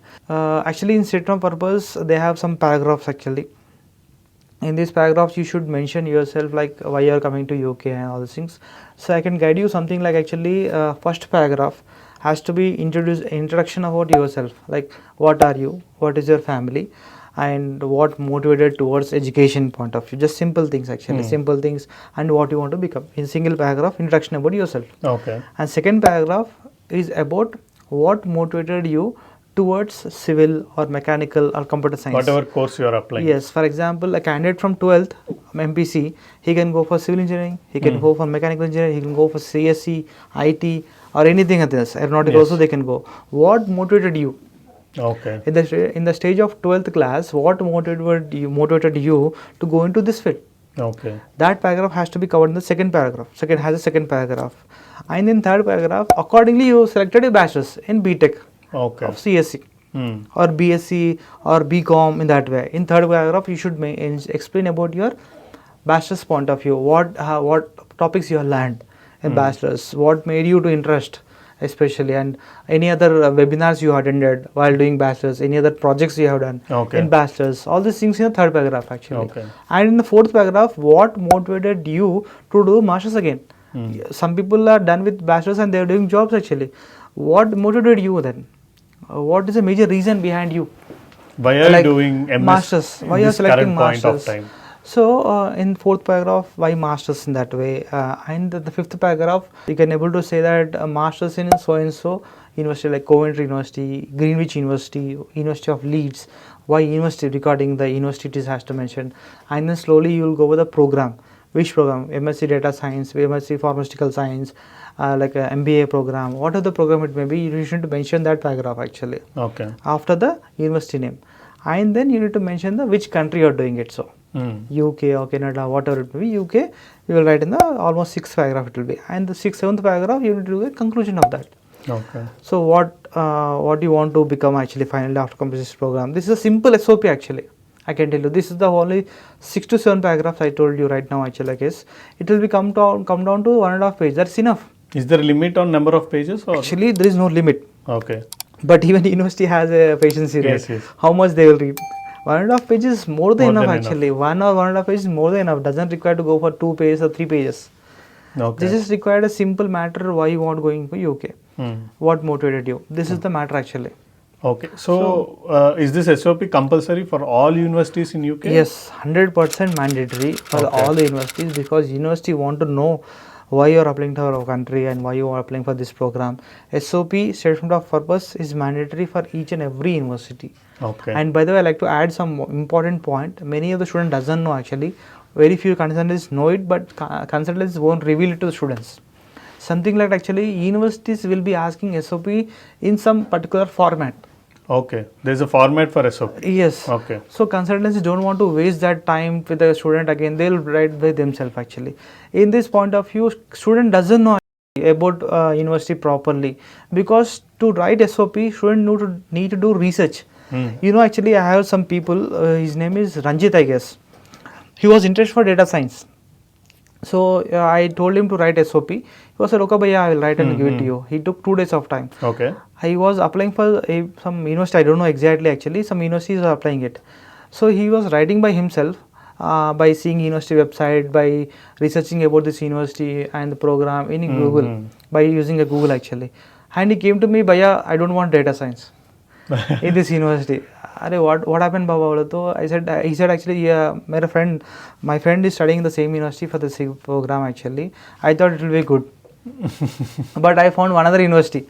So by researching about the university, by writing SOP, student will know about the university, student will know about the content what they are teaching it. Okay. If the content is not so good actually, what is the matter of studying over there? Yes. So at the time of SOP writing, they will be knowing about it. Okay. So I really like to suggest our students to write at least few lines, at least half of the page at least, so that you will understand what actually university is teaching you.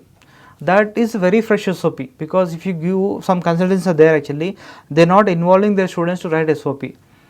What happens actually, student doesn't know what is the content. At that point actually he doesn't know what is content, what he will learn. They're just copying and paste the SOP and sending it. So it is not genuine SOP, it is not filtered SOP, unique way it won't be actually. Yes, understood. I suggest my students to write own SOP if possible, at least 1.5 page, at least half page. I can improvise it more. So the important point is that some university has their own format. In the format, they'll be asking particular questions actually. What motivated you? What is your best example towards to make you interested in this program? So consultancies will write as their wish actually. Yes. If students write, it will be a very good point of view. That it will be helpful for him also. Yes, it will be helpful for students. If I doesn't write SOP correctly, university may reject me or? No, not at all actually, not at all. Because SOP is not a qualification, right? It's your opinion actually. You may write badly or you may not write properly, but it won't matter to a rejection point of view actually. If university feels that your SOP is not so good, they will ask you to write once again. Okay. They'll give you a chance again to write it once again and submit to us. If they have some doubts actually, for example, recently we have the University of Chester. That university we have already submitted SOP, but they have mentioned 2 points especially. Has your took 3 years of time after the completion of bachelor's, what you have done, and why you have selected master's again. This is a question actually. For that sake, a student wrote almost half the page and we have submitted the same SOP. Again, university asking, this is not satisfactory way, so please give me more information. Okay. Then I took an lecture. I took almost 1 day or almost 1.5 day of time. I wrote it very clearly what I have learned and what responsibility I have I got in this 3 years of job experience, and what made me to choose masters again. All this explanation part we wrote actually. It took almost 1.5 day of time, and I wrote 1 page at least, and I submitted. They accepted it. Okay. So what I mean to say is, if you wrote bad SOP, university won't reject you. They'll give you another chance. And by the way, we are there now in the middle. Yes, of course. Student won't send directly to the SOP to the university now. We are there in the middle. We'll check once, definitely. So they shouldn't take our assurance, and we'll submit an SOP to the university. Okay. So no worries. A student won't get a rejection based on SOP. Okay. They may get rejected based on their bachelor's degree and percentage, all these things, but they won't get rejections on SOP. Yes.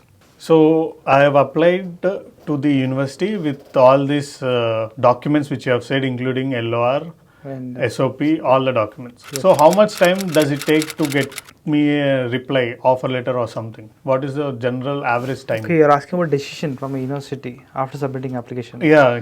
They will be providing offer letter or something, reply we will be getting, right? Yes. Yeah. See, after submitting all your education documents and a letter of recommendation and SOP to the university will firstly check all your documents are properly sent or not.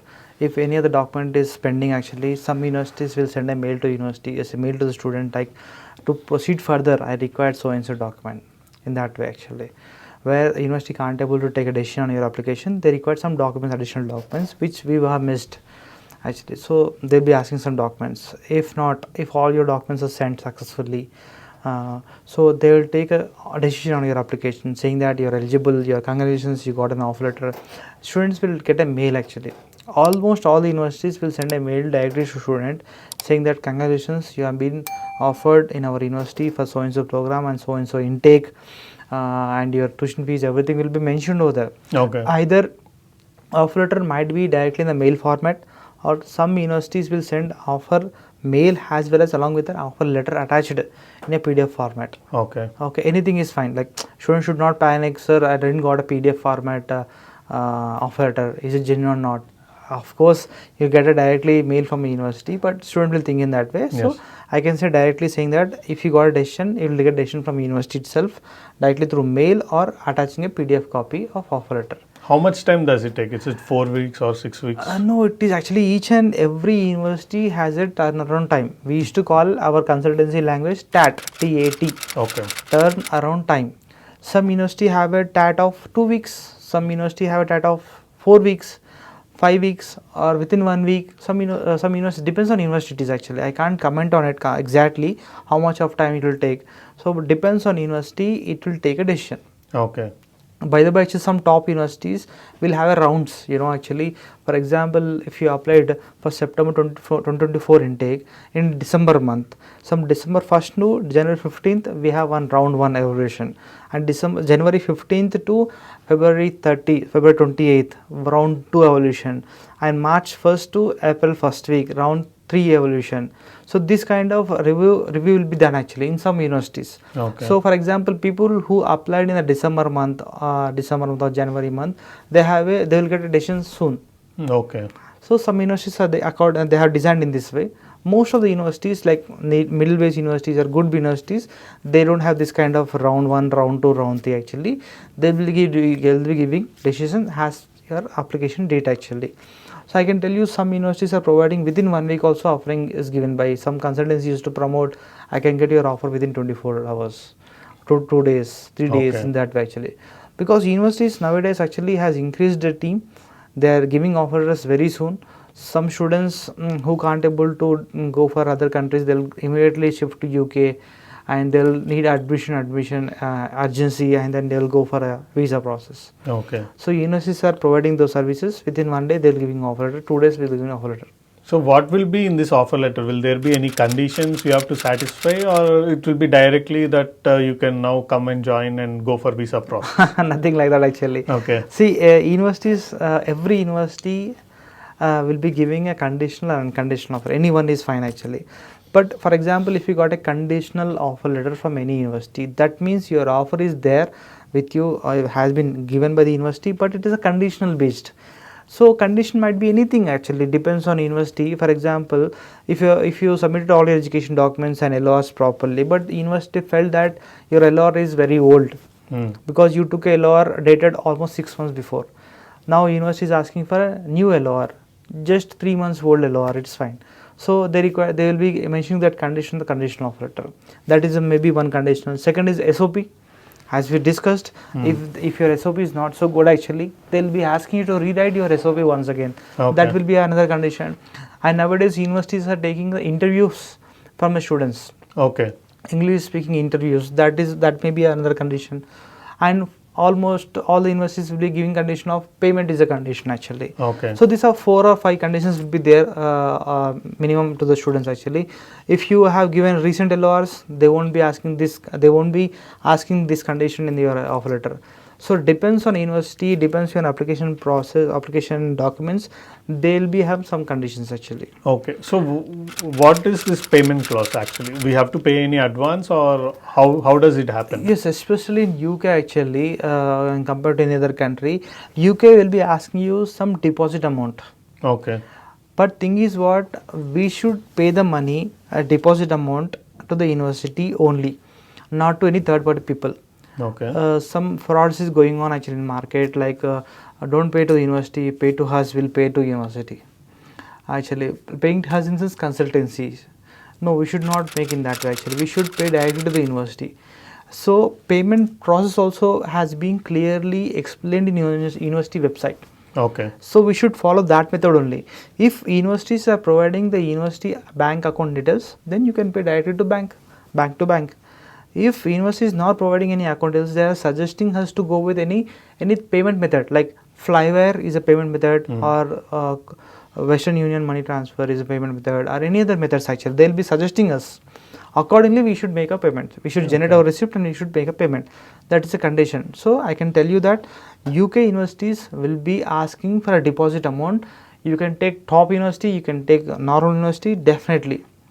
What will be the percentage of this deposit amount?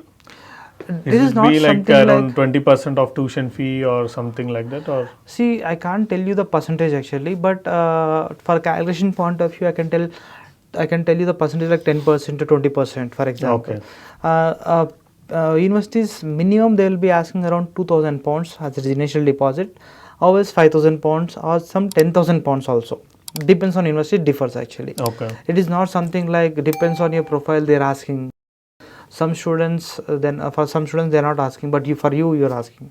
Nothing like that actually. University if they started asking, for every student they will be asking same amount only, deposit amount.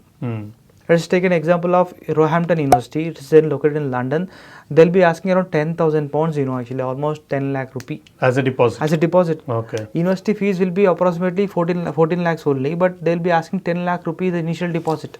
That's a huge amount. 75 to 80% amount they'll be asking. And one more university called Sheffield Hallam University, they'll be asking around 3,000 pounds only. But university fee is 16,000 pounds. So if you calculate that actually, so there is no restrictions. Actually, depends on university, they'll be asking for deposit amount. That will be a condition. My sincere suggestion to all the students is something like actually, after clearing all your conditions, then you make a payment. But before clearing all the conditions, if you make the payment, you'll be stuck actually over there. You'll be struggling a lot to clear those conditions again. So if any LOR is pending, first clear the LOR and then go for the payment. That is a 100% successful method. But some consultancies actually people will force you, hey, no problem, you will clear the LOR, no problem, you first pay the amount in that way. But I really want to suggest to students that clear all your conditions, then make a payment. If payment is only the condition, you make a payment, no issues. But clearing all the conditions is very good, and then pay the fees. So you said about another condition called university interviews. Yes. So what is this interview about? Why are they taking these interviews? See, actually previously in 2019 as UK has boomed, at that time almost all the universities are not taking any interviews to the students actually. But now people are going like in a very good number actually. Good. So they face some issues actually. Frankly, I'm telling you, because I have a contact, one university professor. He's from India only. He was settled down in UK. He told me that actually, Bharat, some students are coming with the help of intermediate English marks. Which was he studied in intermediate actually. Now his English we don't know. We are taking him. Even embassy also sometimes they won't take an interview. They are giving visas. They are coming directly to university, sitting in the class. They are not so good in English. We are struggling a lot, faculties have openly said me that we are struggling a lot to make him understand in English. Especially in our slang, it will be a bit difficult. If he is very bad in English, he can't able to understand a British English obviously. It will be issue again. So faculty has come up with an issue to the management saying that, sir, if you are taking admissions, no problem, but take students who have a minimum English knowledge. Even though he is qualified because of his bachelor's percentage, bachelor's subjects actually, but let us take interviews so that we should know our students' English capability. So because of that reason actually universities are taking a simple interview, just 10-15 minutes of interview itself, just simple interview it is, and not asking any technical questions, just the basic questions. Something like, for example, you are there, why you are coming to UK, and what are the other countries you have considered, and out of them you selected UK. What is the reason behind it? And one more is who is your sponsor? Like who is sponsoring you for education purpose and living expenses, all these things. And what motivated you to select this program? Why can't you select any other program in our university? Why only this program? This kind of simple questions it is. For these simple questions, student will be panicked actually, sir, what should I answer? Our consultancy, what we'll do in sense, we will be giving some list of questions and how to answer those questions. Not like simply answers like, okay, which is our national animal, this is not in that way actually. So we should we'll question them and we will give the answer something like in this way we should give answer, in this way we should give answer, this is a sample example. In that way we will be giving our PDF file to our students who has been selected for the interview. So every university will be taking this Yes. interviews? Yes, right now almost all the universities, some universities are there like University of Leicester, which is not taking interview nowadays actually, and Sheffield Hallam University, which is not taking interviews actually, and University of Leeds, they are not taking interviews. Some universities are there which is not taking interviews actually, but it is not escaping point actually. We should not escape, because any point they may take interview any point, so we should prepare for that. Okay. If you got offer letter, if you want to stick to one simple one university, then you should prepare yourself to answer all these questions. So we'll be sending that questionnaire to all the students who got an offer letter. They'll be preparing according to the university and the program. Okay. And that interview is being conducted by university delegates only actually. So we will take a mock interview to the students before scheduling date and time. For example, we have student in next 2 days, he'll be there for the interview from university. We will take at least 2 days before only to mock interviews to our students. We will prepare our students, at least we will take 1.5 hour of time or 2 hours of time, because the thing is what, this interview is very important. Even though if you have a 75% or 70%, you have been scholarship with the university, anything is fine, but if you fail that interview now, university won't give you offer letter. They will be rejecting your offer interview letter. is very crucial then. Yes, they will be withdrawing your offer letter by the way actually. So I am telling you, this is very important point. The student has to remember that interview is very important. You should prepare for the interview. So at that time, student will do research. Okay. Actually, if he do the research in the SOP point of view only, it will be very easy for him. Actually, which university I am going, why that university, why not other university, what programs they are covered. All these questions will be asked into this interview actually. So we will take a mock interview to those students to prepare them well. We'll take 1 or 3 or 4 times actually in telephonic call or directly face to face. We'll prepare our students and then we'll make him to sit in the mock interview with the university. Okay. And some universities are there like University of Essex. They'll be taking a deposit amount almost 1,500 pounds before the interview, and then if you fail that interview, they won't refund your money. Okay. They won't refund your money. So some universities have their conditions saying that if you want to attend the interview, then pay some amount and then get an interview. Okay. Because nowadays actually what happened, I have seen some students, if they got an interview mail from university, they'll attend it before preparing, because they're like light, but faculty member is allocating some half an hour of time to them, so time is very valuable. So because of that reason, some universities are asking some payment and then take interview. So they want to know how serious are you. Exactly. So that they will dedicate some time, important time to only interested students, not all the students, right? Yes. For example, take example of me. I applied 5 universities. I got 3 universities offer letter. I got 3 universities interview actually. That is a condition. So if I want to go for one university, definitely I'll pay some amount to the university and then I'll attend the interview. If university asking us, if not, I'll attend that interview only. I'll clear it and then I'll pay the money. Okay. So this is the way actually. Almost all the universities, actually University of East London, they're taking 1,550 pounds to attend this interview. To pay the amount and then attend the interview. If you pass the interview, then you'll pay the remaining amount. If you have failed, we'll get back to you money. We'll give you money back. Okay. In this way, actually, their university. Okay. So I suggest students to prepare well for interview. Take consultancy help. They'll prepare you well, and then you attend it. Okay. So now I understood about this application process and offer letters and all. Yes. But the main question which many of has in their mind is loan. Yes, it's loan. So I have got my offer, I have got my universities, everything I have got correct. Yes. But how to apply or how to go about education loan? Yes, it's an important point actually. By the way, many students will be looking after it. Because some people who don't have a financial background, especially like liquid funds, they don't have actually. They'll be going for a loan because they can pay in EMIs slowly, like 10,000 EMI per month. They can go for it. Very easy method actually to study in abroad and earning a money over there and getting that money to the loan people is very good point actually. So loan process actually depends. Here important role being played by the bank people. Okay. So bank people need to understand the requirement of the student, and bank people has to understand whether this guy or girl is going to pay the repay the money or not. So bank will completely play this important role in this actually. If you are applying for education loan, then bank people will ask you first of all which country you are going. First of all, first question is which country you are going. Okay, you want to study abroad, I understand. Which country you are going? Okay, I'm going to UK. Yes, which going to UK, fine. They said okay, fine, no problem. Because bank people doesn't have any issue with the UK or USA or anything. They're ready to give the loan actually. That is what the profit actually for the bank people.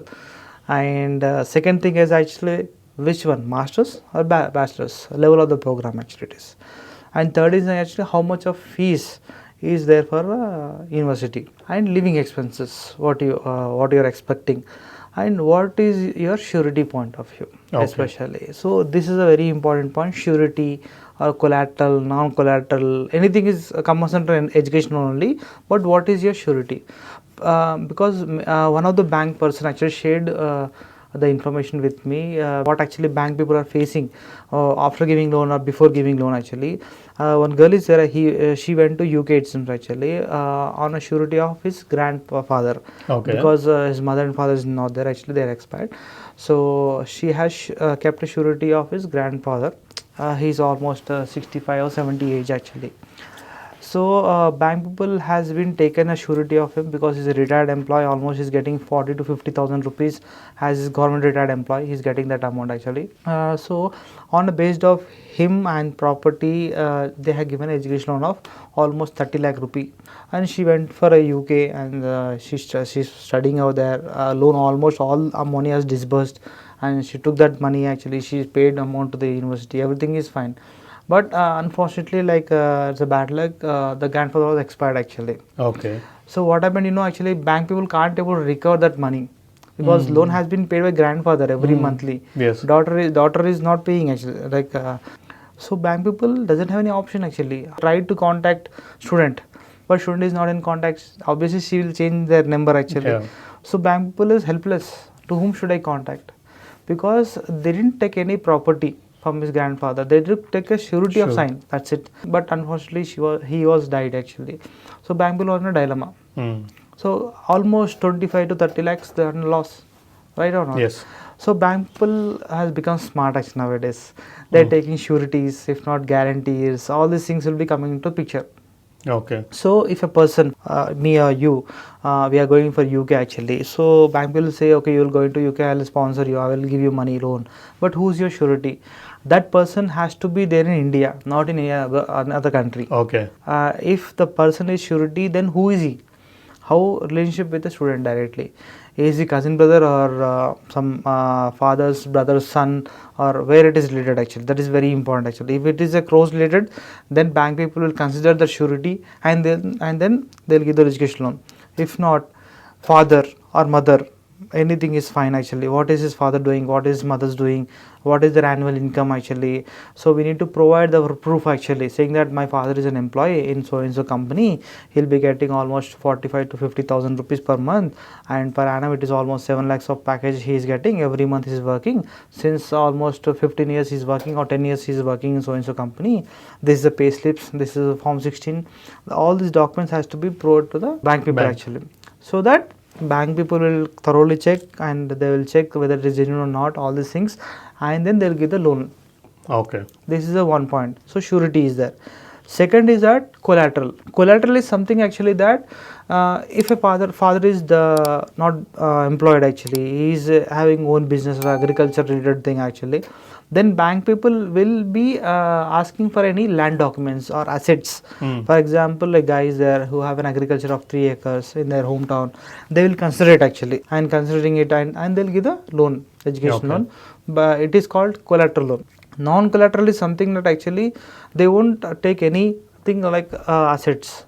They take a surety, which I said in the first of all. It is non-collateral loan. Okay. So most of the students will go for non-collateral loan. They don't want to put their assets in a risk actually. Yes. Of course, they will pay the money actually, EMIs, but on a safer side, they'll think, sir, will I get non-collateral loan? Because collateral, we don't have that much of assets. We don't have own house. We don't have plots, land on that way. We just have agricultural land. If any bank is ready for the agricultural land, I'm ready for it. But bank people doesn't consider agriculture because it's again an issue with the government of India, Telangana government taking agriculture land into consideration. If student can't able to pay the money, they can't able to sell that agriculture land to anybody else, and it will be issue again. So that is the reason actually bank people will ask you who's your surety first of all. If we can't able to prove our surety, then they'll ask you for the collateral loan, any land, any asset. It is fine. Even for example, you're going, your sister is surety, then it is fine for him. But sister has to stay in India. Exactly. Because if she's earning money, they want to see right whether she's earning her money or not. In abroad, we can't able to again catch her. If something has happened, bank people will come and catch you. Yes. They can't catch the student actually who are there in UK. Moreover, a person who is going for education loan, I really want to suggest a small thing that you need to start your process. We need to get offer letter, then you try for education loan. After getting offer letter. Because before getting offer letter, if you consider any bank people won't consider you that much actually. Very important guy in that way. Because if you have a loan, then bank people will consider your query and they'll try to solve your query and they'll try to give the education loan to you. If you didn't got an offer letter, if you go to the bank will say, first you get an offer letter, we'll see once. They don't take you seriously. Yes, exactly. And one more thing actually, if a person want to go for education loan, try to get offer letter soon and then try for education loan. Because education loan is not so simple as we think. Some people will say, don't worry sir, if you get an offer letter, I'll give you within 15 days. But after getting offer letter, then they'll ask you a number of questions where student can't able to answer the questions and student can't able to provide the sufficient documents to the bank people, then it will take longer time. Okay. Instead of 15 days of time, it will take 1.5 months of time, 2 months of time.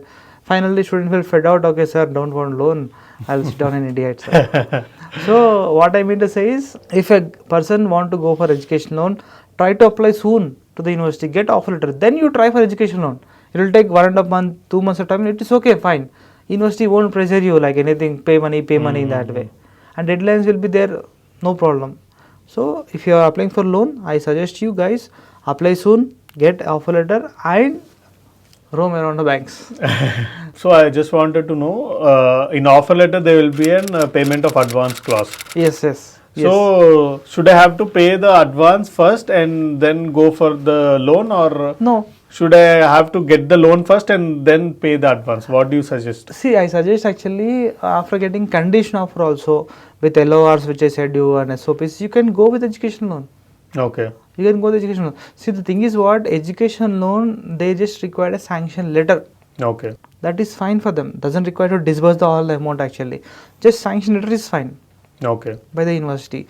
But if you want to utilize the funds of loan, in the loan actually, to pay a deposit amount like 3,000 pounds or 4,000 pounds, then you need to ask your bank manager or bank people to disburse the amount of 4 lakh rupee and directly pay to the university. Okay. So after getting condition offer, you can directly consult the bank people saying that I require education loan.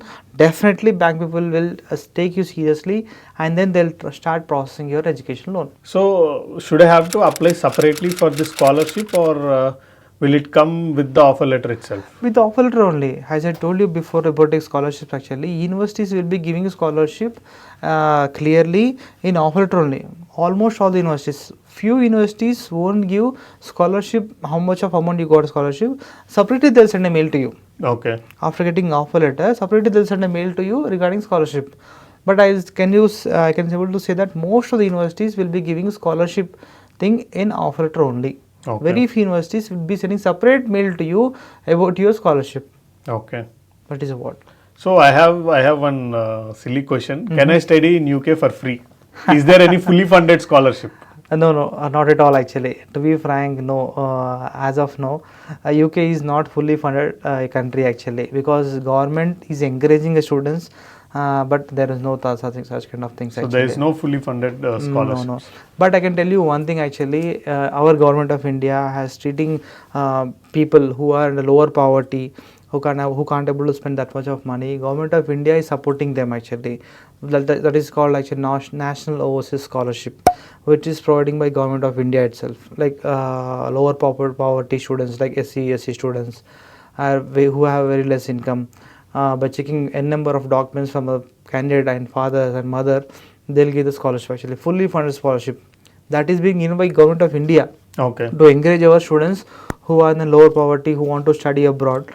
by keeping some conditions, they'll be giving it actually. I have sent some students, by the way, they're fully funded. Okay. One student is there actually, she went to University of Leeds, which was fully funded by the government of India. Okay. One more student is there which is fully funded by the government of Maharashtra, state government.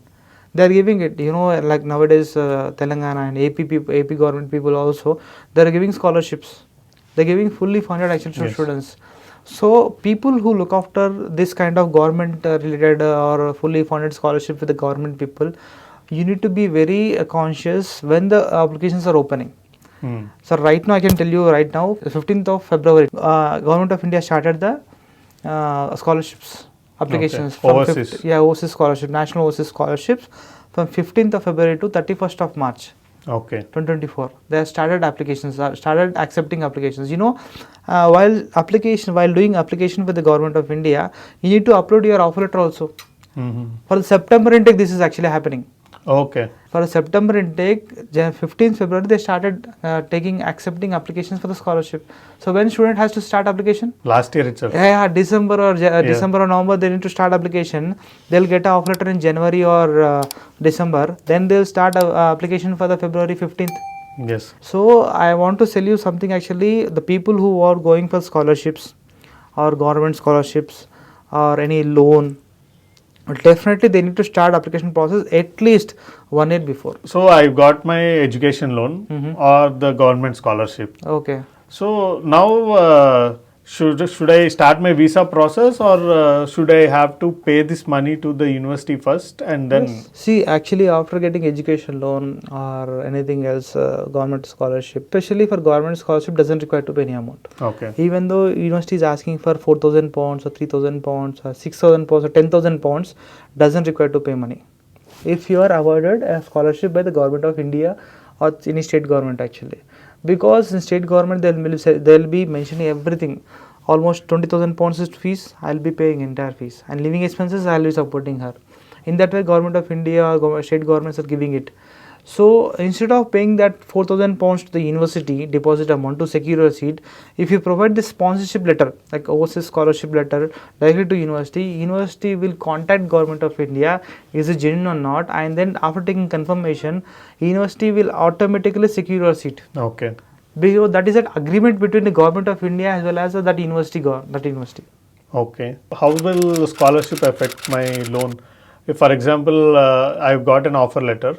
So in the offer letter itself, I will be having the scholarship amount.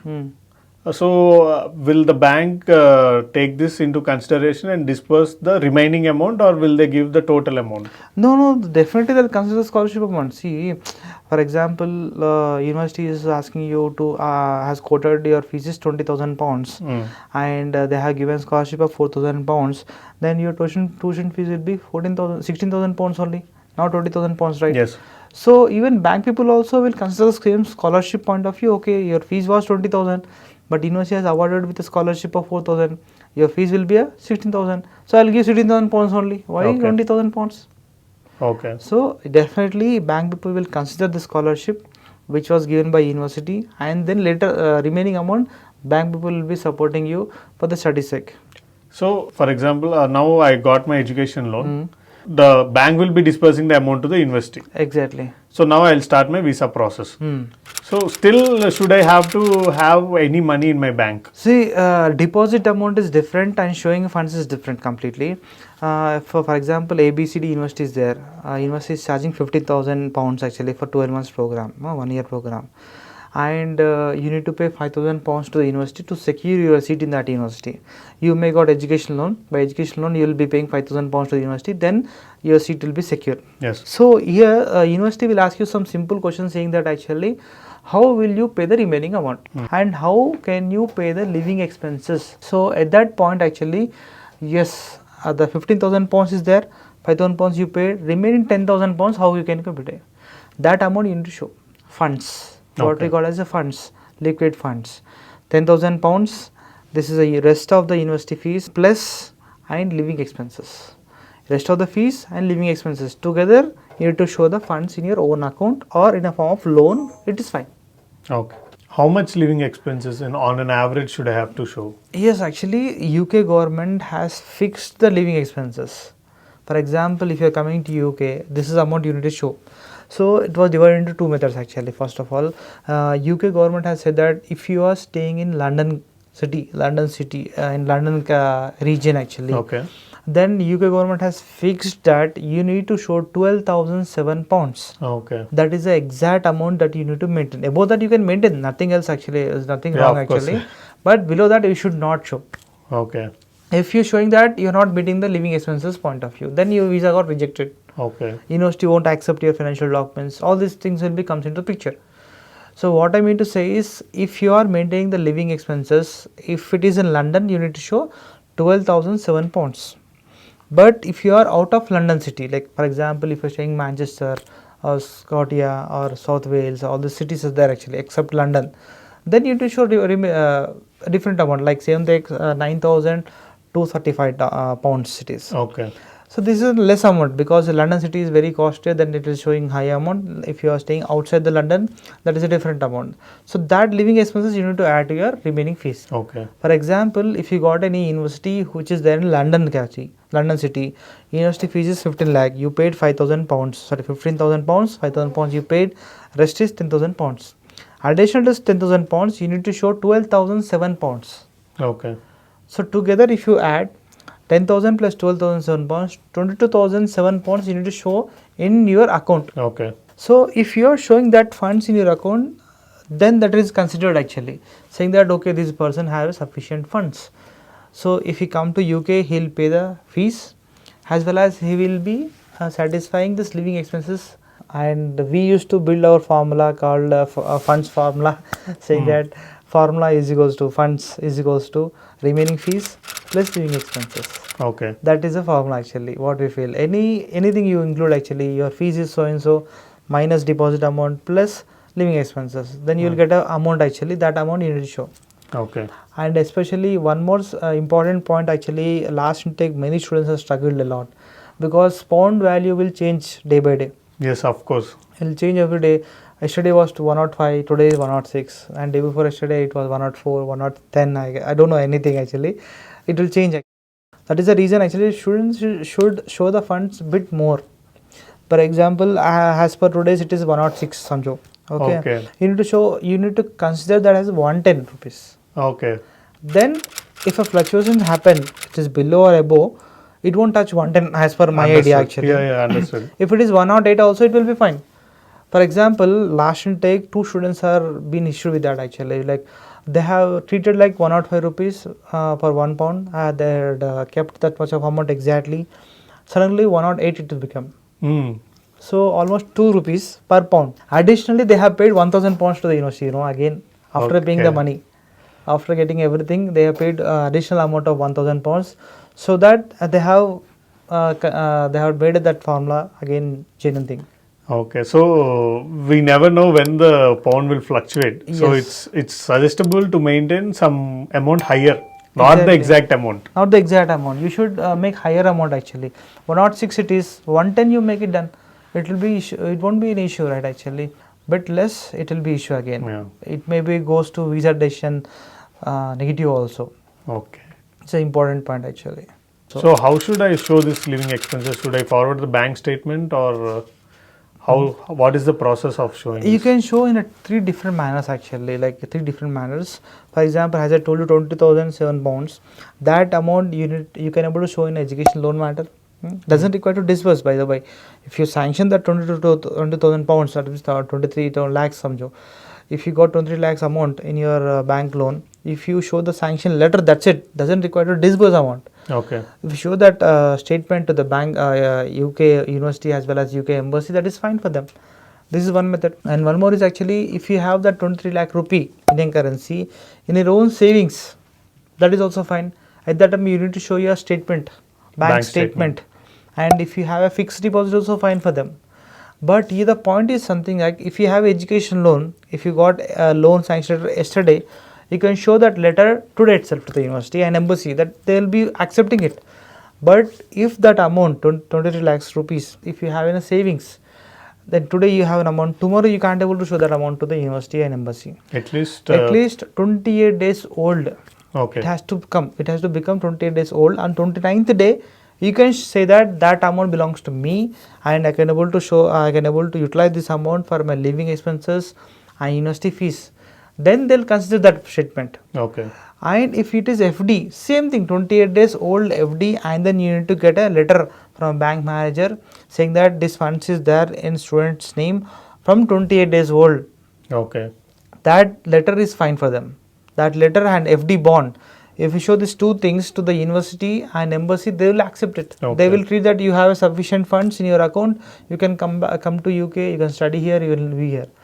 But the point here is actually that a loan, savings, FD, these three things or any two things or three combined together also you can show. Okay. Some people will get a education loan of 7 lakh rupee from ICICI bank or any other bank, and then rest of the amount you can show in a savings. Okay. Always rest of the amount you can show in a FD.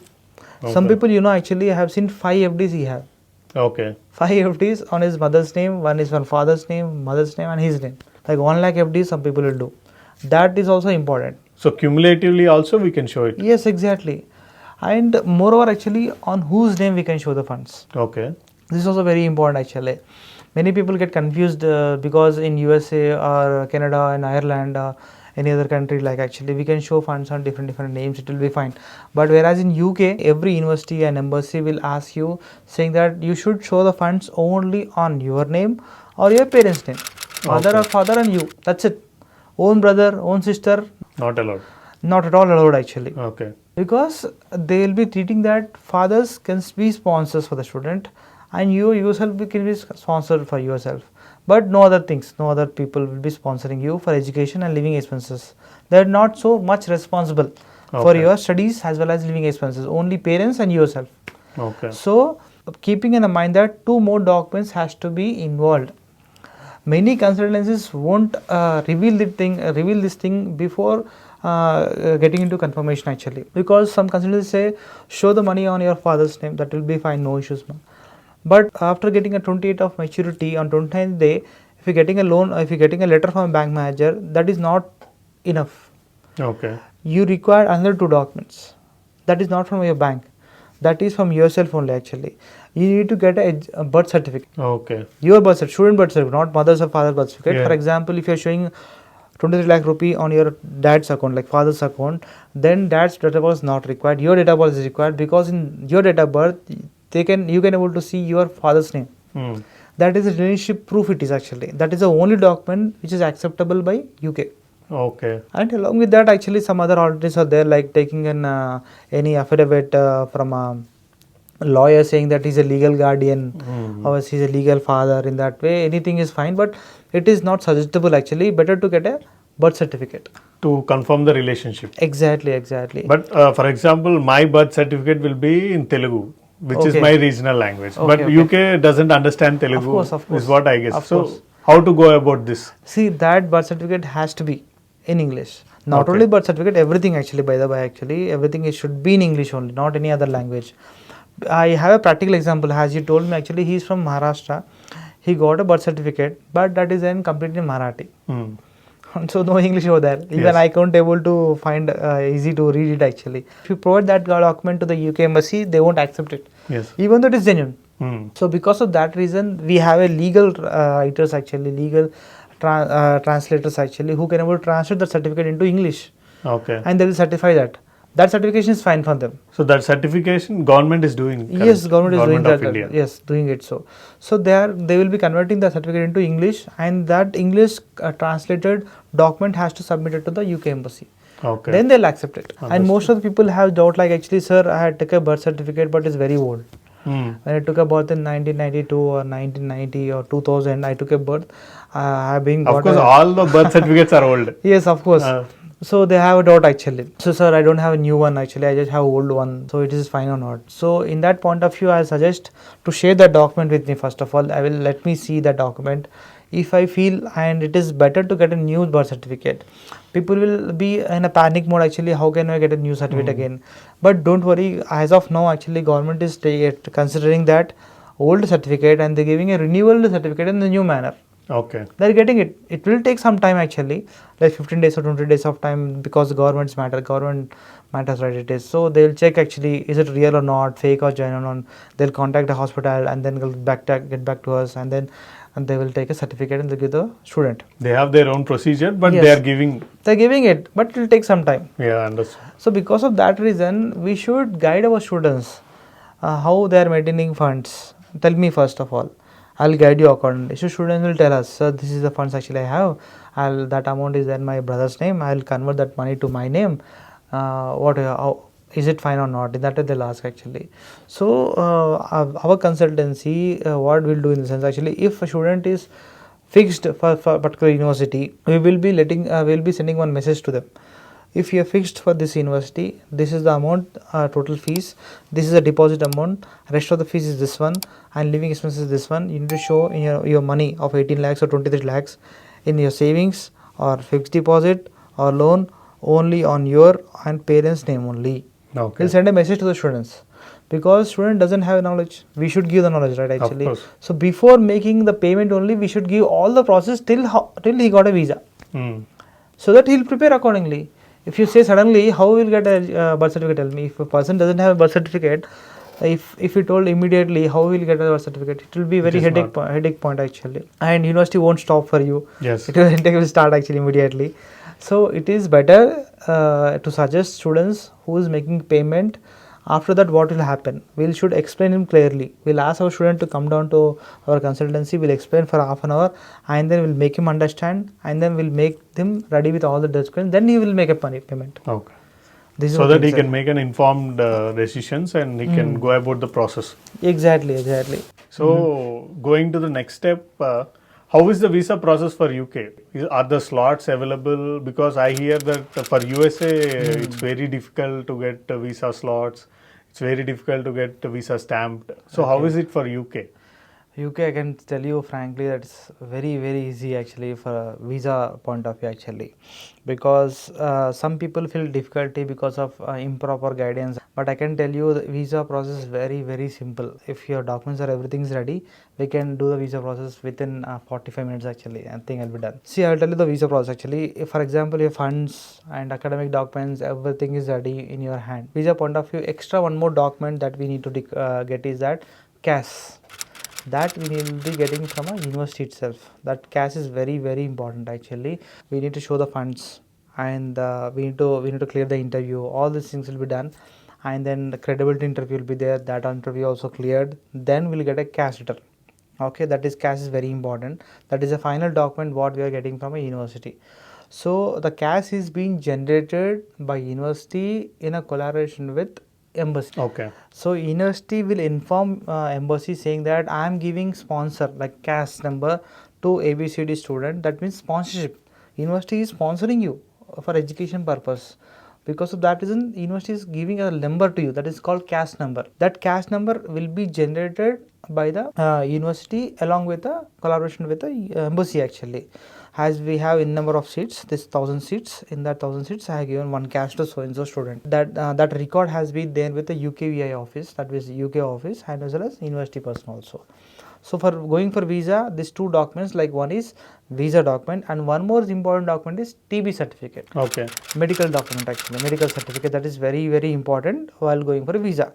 Medical document is something like the UK is very concerned about TB, tuberculosis. There's a very big disease UK is faced actually previously in many years before. So they don't want student who's coming to study abroad, to study in our country, in their country for master's or bachelor's degree who have a TB. Okay. So before giving a visa, they was asking every student to take a certification saying that you don't have TB. Okay. So UK government, what they feel actually, they have allocated only 4 to 5 centers entire Telangana, that is there in Hyderabad actually. You need to take a TB clearance certificate from them, only from them, no other centers. Okay, not any other hospital or nothing like that. Nothing like that, because UK have authorized centers, diagnostic centers. There you need to go and get the TB clearance certificate. Okay. For that sake, we just require to book a slot. Slots are there, no problem. For medical certificate test regarding, they are taking 2,000 rupees of Indian currency. They'll show, they'll check the student and they'll say, do you have a TB or not? They'll give a certificate to you actually. That certificate will be directly digitally gone to the UK embassy and you have a hard copy also.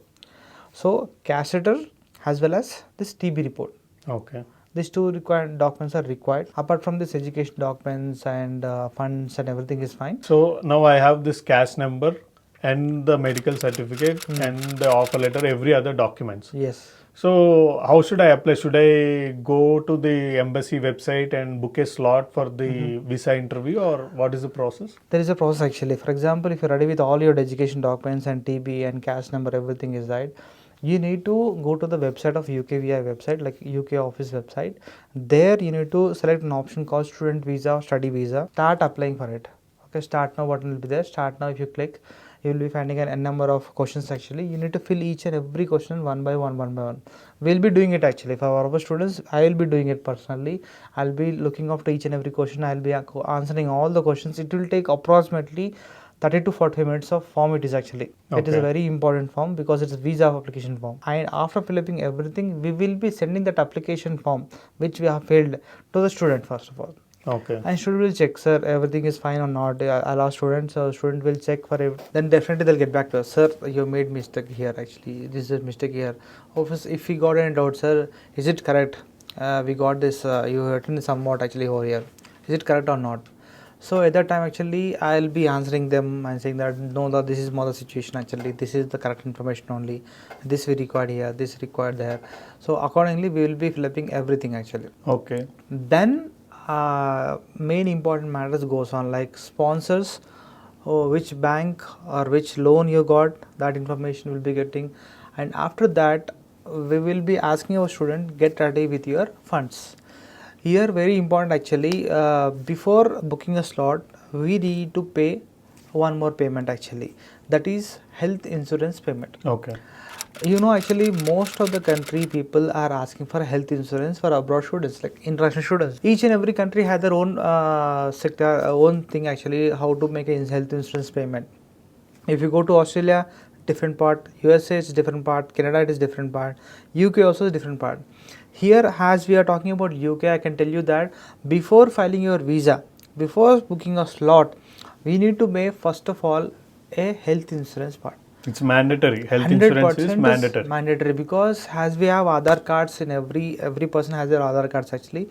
Same like that, person who stays in UK, either he may be international student or he is a citizen of the UK, every person required health insurance. So health insurance amount has to be paid by the student only before filing a visa. Health insurance has been defined in such a way that depends on your course duration and your location. Depends on this, your health insurance amount will be displayed over there. Okay. So when you are about to pay the health insurance, they will be asking some questions for you to decide what is the health insurance fees. Okay. That health insurance amount what we are paying is directly to the government only, because in other countries some private health insurance organizations are there, you can able to pay them, you will get a health insurance certificate, no problem. But whereas in UK, only UK government only is taking that health insurance part. Okay. For example, if your course is 12 months program and your health insurance will be 77,000 rupees, in rupees it is actually. Okay. But now people are saying that it was increased to 1,000 pounds. It is approximately 1 lakh rupee. So I am telling the importance of the health insurance is that every person need to pay the health insurance. That is decided by the UK government only based on 2 points. One is duration of the program and depends on your location also. Okay. So there you need to mention when the program is start and ends, which location it is. Then automatically it will display some amount in a pounds or in Indian rupees. They will show. It will calculate automatically based on your duration. Yes, exactly, and location. So that amount we need to pay to the UK first of all. First and foremost payment while filing a visa is payment towards health insurance. So we can able to pay through students card actually. We will be asking our students to arrange that amount. As we have an experience, we will be telling approximately this is the health insurance amount.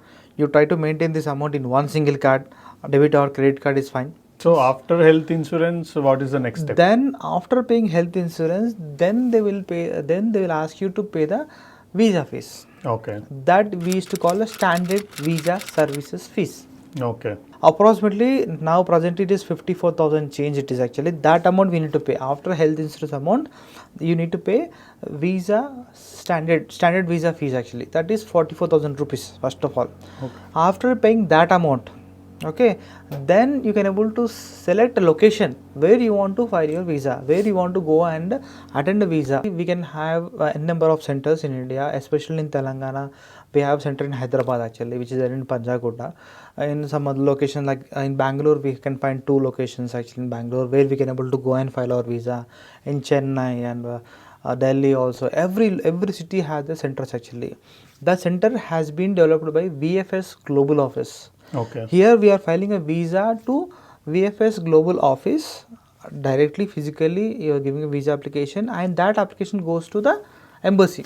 Okay. VFS is a mediator actually, mediator for student as well as a embassy. We are not directly applying to the UK embassy. Yes, we are not submitting our documents directly to the UK embassy. There is a one person called VFS people and they are taking our documents, they are scanning our documents, they will be sending documents to the embassy people. Okay. This is the way. We will be choosing Hyderabad or Chennai or anything. That is biometric location. That means in that location you need to give a biometric attendance, fingerprints over there, Okay. and your documents in that location. So keep in mind that any location if you are near, you can able to book it. No other things actually. Visa rejections will be high in Hyderabad, low in Chennai, very high in Mumbai. Not in that way actually. Any location is good because they are not taking any decisions. They are just collecting your documents. Yes. Please keep in this mind that they are just collecting your documents and passing those documents to the UK office. That's it. And they're not taking anything else. So whichever you feel nearest to you, you can book your slot. I mean, it's a book. Select your location, and then you will be showing you some slots. Okay. Slots here, that's something like not like USA actually, because VFS Global is a private organization. They will be releasing a number of slots to you. In per day, actually, almost 50-60 slots or 20 slots. Definitely, they can able to. No other student, as of now, as per my experience, no other student faced an issue with the slots.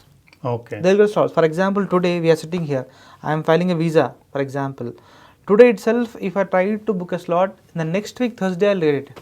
Or next week, definitely I'll get it. They are available. Yes, next 4 days, definitely you can be able to find a slot. Okay. Definitely. There is no issue actually. As of now, I didn't find any issue to getting a slot. Okay. And then they'll ask you actually whether you want to go with standard visa services or you want to add one more priority. Okay. Priority visa service. Priority visa service, exactly. Here it comes in the picture actually. Priority visa services and super priority visa services.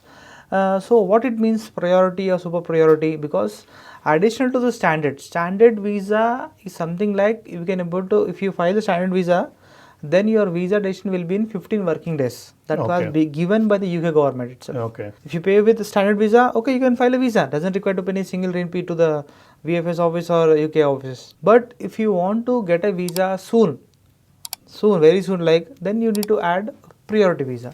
Okay. Priority visa fees is approximately 54,000 rupees again. Double the amount actually. It is not something like a separate amount. It's a top up to the service what we have paid. Okay. Standard visa plus priority visa fees, that is 54,000 and 54,000. Total together almost 1,10,000 rupees. So how many days does this priority visa? Priority visa, it takes 5 working days. Okay. 5 working days. For example, if you want to get a visa soon, then you can go with the priority visa. Okay. But the payment method is something like first you need to pay standard visa fees and then you need to book a priority visa. Again, one more thing is there, that is super priority visa.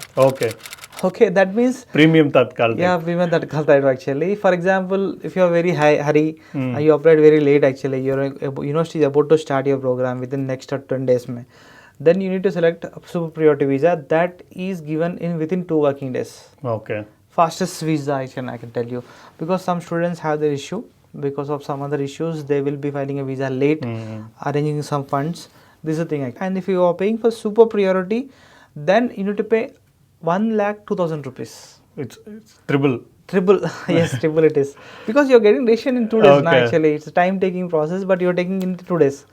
That is the services actually, super priority service. Okay. So 54,000 rupees, first of all you need to pay for the standard, along with the student super priority standard visa, you need to pay the priority visa phase. Okay, so now I have applied, for example, standard or priority, etc., as per my requirement.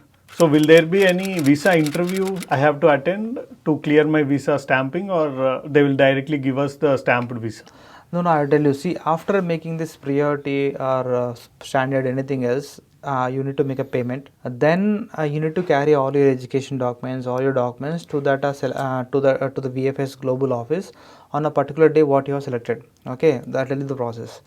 And after going there, you need to give all your education documents. You need to give all your fingerprints over there as a biometric attendance it is. And then he will be taking all your documents scan and then he'll hand it to you. But except passport, he will give all the documents to you back. But except passport, he will keep with him only actually. After that, in the VFS office, they won't take any interviews. Very rarely, they won't take any interviews. People will treat us, sir, will they take interview after giving documents? No, they won't give any. They won't take any interview actually. But very rarely, if they find any fraud documents, they found any issue, then they'll take interview actually over there itself in VFS office. So what I mean to say is, after providing documents, they'll be scanning all documents, they'll be giving acknowledgement to you, and then they'll ask you to leave the office. Okay. You can either leave the office, no problem. So your scanned documents will be proceed by end of the day to the UK office. Okay. Then UK office will review your document. Okay. At that time, very rarely, embassy will schedule an interview to the person. Okay. On what basis they will be taking interview? For example, I will get an interview, you won't get an interview, some other person won't get an interview call, but I will get an interview. Why? There is no proper reason actually. If embassy feels that let us take interview, they'll take it. Randomly they'll take it, by the way. For example, even though if I have funds, education loan, even though they're taking, so some person is there, he don't have an education loan, he have a savings, that person didn't got a interview mail, but he got a visa. You should not decide like that. It will be selected randomly. Because they'll take random call actually. So if I have selected for visa, for visa interview, so what will be the general interview process? What questions they will ask? Same like credibility interview, how it was happened with the university, same thing actually. But a bit tougher actually. They will be asking individual questions separately, and they'll be going deeper into your education point of view, what you have studied and what subjects you have learned, and why you are coming to UK. All these questions will be answered. You need to answer. But the thing is what, see here university people will take interview in a video call or telephonic call. They won't just listen and they'll answer you. They'll question you actually one by one. But here embassy people are very particular about it. For example, if I questioned you something like why you want to study masters in computer science, then you will start answering, right? Actually, it is not something like I listened and then I left the answer. Okay. They will write each and every answer. If not, they will type your answer, by the way. Okay. So it will be very clear actually. If you got a refusal, that will be clearly mentioned, because of your answers we rejected you, this answer is not satisfactory, that's the reason I rejected your application. Because of that reason they will be noting each and every answer whatever you say. Okay. If you say excuse me, I didn't hear, please repeat it, that also they will write. Okay, everything has written proof. Yes, because that is a strictness actually what UK embassy is following. Okay. That's the reason majorly people will go for UK, because simple rejections is not it happens. Okay. Simply I got rejected by they'll have a perfect reason. Yes, why perfect, your very visa perfect. got rejected. Very perfect. Because of that reason, actually they'll dedicate almost 60 to 90 minutes. Okay. 1.5 hour time they will take for the interview itself. Okay. Sometimes if they're satisfied with the answers student, then they will close this interview session within 45 minutes or 30 minutes also. Okay. But as of my point of view, minimum 45 minutes they will take. They'll take relaxedly, actually, like hey, if you say answers fastly, they'll say student please Go slow. Go slow. I'm writing each and every word whatever you're saying. Okay. So nice. I'm writing it down. If your slang is in Hindi, Indian English, his slang is British English, it will be tough again to him. Yes. So that's the reason he will be very particular about your answers. He will listen your answers, he will type your answers, because he is not a one person to judge your interview.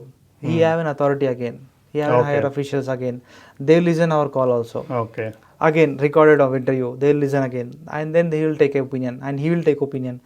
Approximately 2 2 to 3 embassy people will take a decision on your visa interview, and then they'll give the decision. Okay. So I also heard of a case called not straightforward mainland Yes. visa. Yes. So what is this actually? Because no one has any answer about this, is what I heard. Yes. I can definitely. Even I face the same issue. After filing a visa in VFS Global on a particular day, you will come back to your home. On an immediate next day or next of the day, you will get a mail saying that from a UK embassy saying that your visa application is under consideration, and we are checking your application. But unfortunately, your visa application didn't went straight forward. It is went into the deeper checking. In that way, you'll get a mail Okay. from VFS Global itself, from the embassy itself. Actually, you'll get a mail. So that means your document is going for a deep checking. Okay. Education documents and loan documents and everything they'll check. So as per the previous experience what I had, if you got this kind of mail, so your visa decision will be delayed. Okay. Maybe for 1 month or 1.5 months it will There's take. no actually. specific time for No, this. not specific time actually. Okay.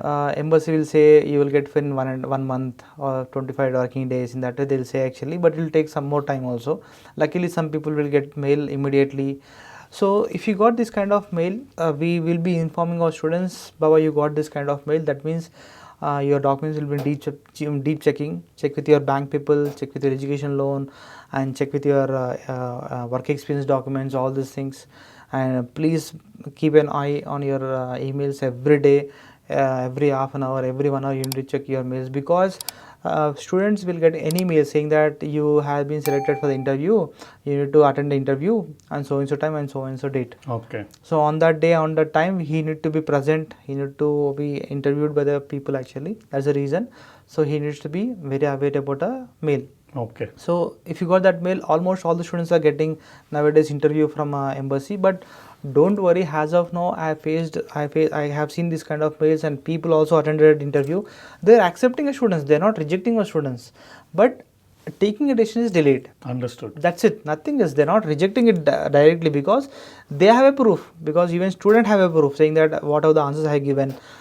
Students also was very relaxed actually, because interviewer are taking in such a way that student won't be an issue. Okay. So I understood about this visa process and all. Yes. So now I have got some few FAQs, few questions from the students who are looking out Oh, for please UK go ahead. immigration. Please go ahead. So I've got this paper also. Okay.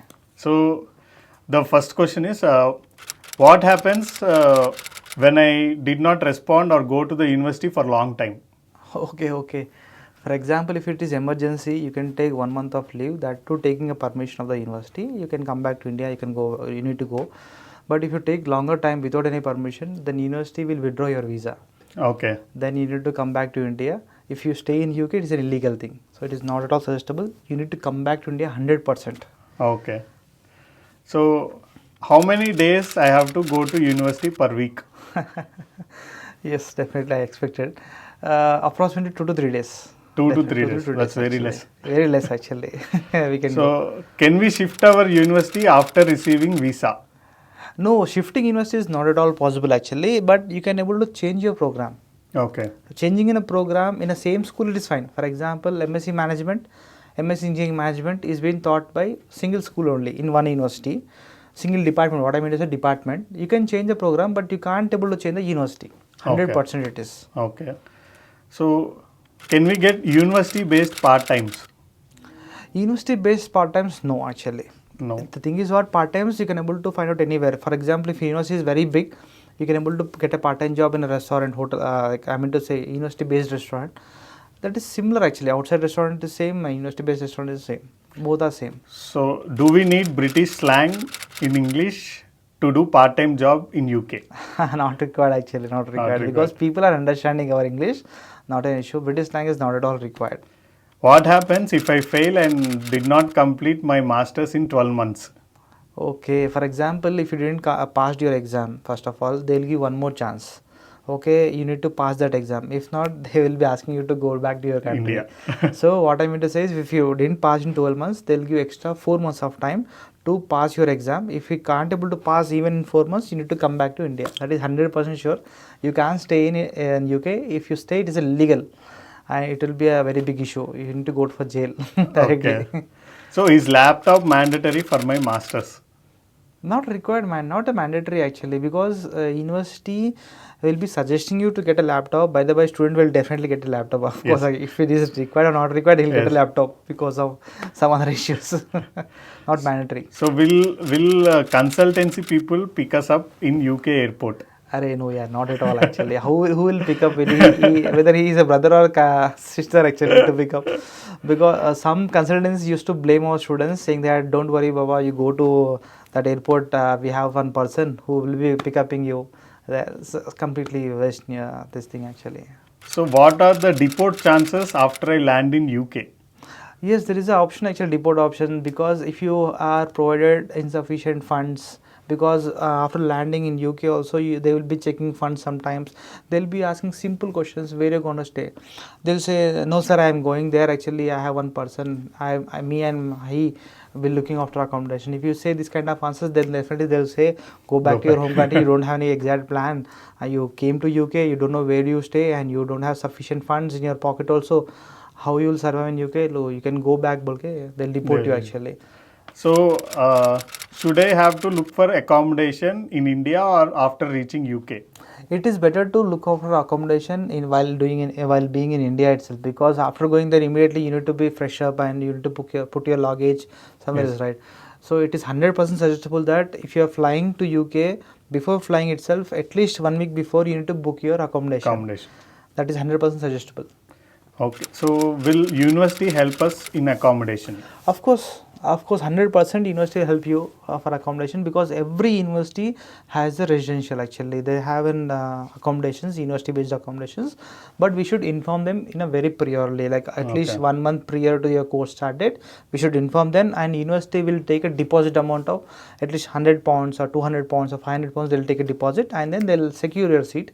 After going there, you need to pay the remaining amount. Okay. So last question, when will I get PR? PR, yes, actually most of the people will ask for, sir, will I get a PR? The simple thing is, PR, definitely we can try for a PR in UK. This is a process actually. After completion of a Masters of 12 months program, UK office will be giving 2 years of work permit, post-study work visa. After that, if you stay back in UK, but getting a sponsorship from any other company, if you stay for 5 years, definitely you can able to claim yourself for the PR. And UK government also gives you PR actually, but you need to be in UK after completion of PSW, post study work visa. Okay. If you stay back for 5 years legally by paying income tax to the government, definitely we can get a PR. Okay. So guys, if you have any other questions, you can also put your questions in the comments, and Mr. Bharat Garu will be answering your questions as well. So thank you for answering all the FAQs and questions, Bharat Garu. So if someone is seeing this video and want to approach you, VmapU and or Mr. Bharat, what is your process? What does you follow? How you profile the candidate? For example, I have completed BTech, or I'm in 4th year of BTech and I want to go to UK. So what is the process you follow? See, first of all, if I got an inquiry, definitely first I will talk with the student definitely, and I'll ask the profile of the student, like what you have studied, what you want to study, and what is your budget, and what is your percentage, especially in BTech or BSc, how many backlogs you have, and within how many years you have completed. All these questions I'll be asking him randomly, one by one. He'll be answers every questions actually. Accordingly, I will frame myself what is the profile of the student. And finally, I'll ask him whether do you have any particularities, like program wise particularity or location wise particularity, or any funds, obviously budget of the amount what you can able to earn, what you can able to spend to study your master's degree. So as per the inputs which I got from student, I will be shortlisting a list of universities to him. Some students will come to me regarding scholarship especially. Some students come for a lowest fees or a particular program. In that way, accordingly, I will take 1 day of time, mostly within 24 hours. Definitely our team, we have a team actually for university shortlisting. I will be looking after it, I will be monitoring that actually, and then I will be shortlisting universities. I will be sending personally to our students shortlisted university. Then I will ask students to shortlist it, and if they got any doubts regarding university fees and course modules, I'll be helping them actually by providing a university website. Moreover, I'll definitely suggest our students, don't look after any private websites. I'll suggest our students to look after only university based websites only, because there you can able to find updated information. Some other private websites, they will be not an updated information. So I suggest to go with university website only. They can do research. I can able to apply for all the universities which are available in UK. I don't have any restrictions to apply for only few universities and other location based universities. We can do it. So after shortlisting universities, I'll be starting application process with my team actually, who does application process entirely, look after an application process only. So they will be collecting required documents from student, all the documents. Accordingly, they will frame everything and they will start application process. And then student will get continuous mails. Thanks for applying for so and so university, so for so and so program, for intake this, intake in that way. So student will know the process actually, each and every process they will. We are there for transparency actually. Literally, we are giving transparency to our students. Students monitoring each and every point. If whatever the mail he got, he'll definitely call to us. Our application team are there to serve our students. Then they'll call to application team, sir, I got some mail, I couldn't able to understand that mail, what should I do? So application team will look after the mail and they'll say Domaba doesn't require, just advertisement mail, it is from university, don't require.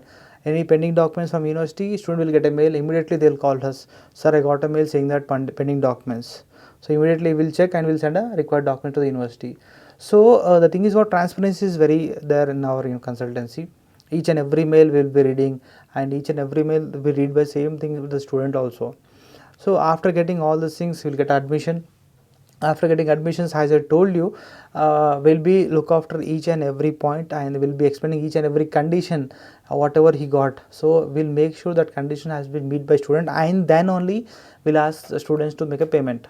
And moreover, actually many of the consultancies will make their students to make a payment as soon as possible. They'll put some urgency on them actually. So student will misguide, student will be paying some amount to the university, it will be issue. So we will guide our students to take some time and research on university, and then you make a payment, because once you got a payment, it won't be getting back to you. Yeah. Until unless you got a visa rejection, that's it. So you need to pay money. We will guide you how to make money, how to make a payment to the university. After making a payment, we'll get a confirmation from university. Student will get a confirmation, by the way, actually, and we will get a confirmation. And then we'll request our students to arrange a financial documents. We'll guide them. We'll send one WhatsApp message to the students. What are the funds you need to show, everything else. And then students will start looking after the funds. And then they'll show us. They'll give us the funds details.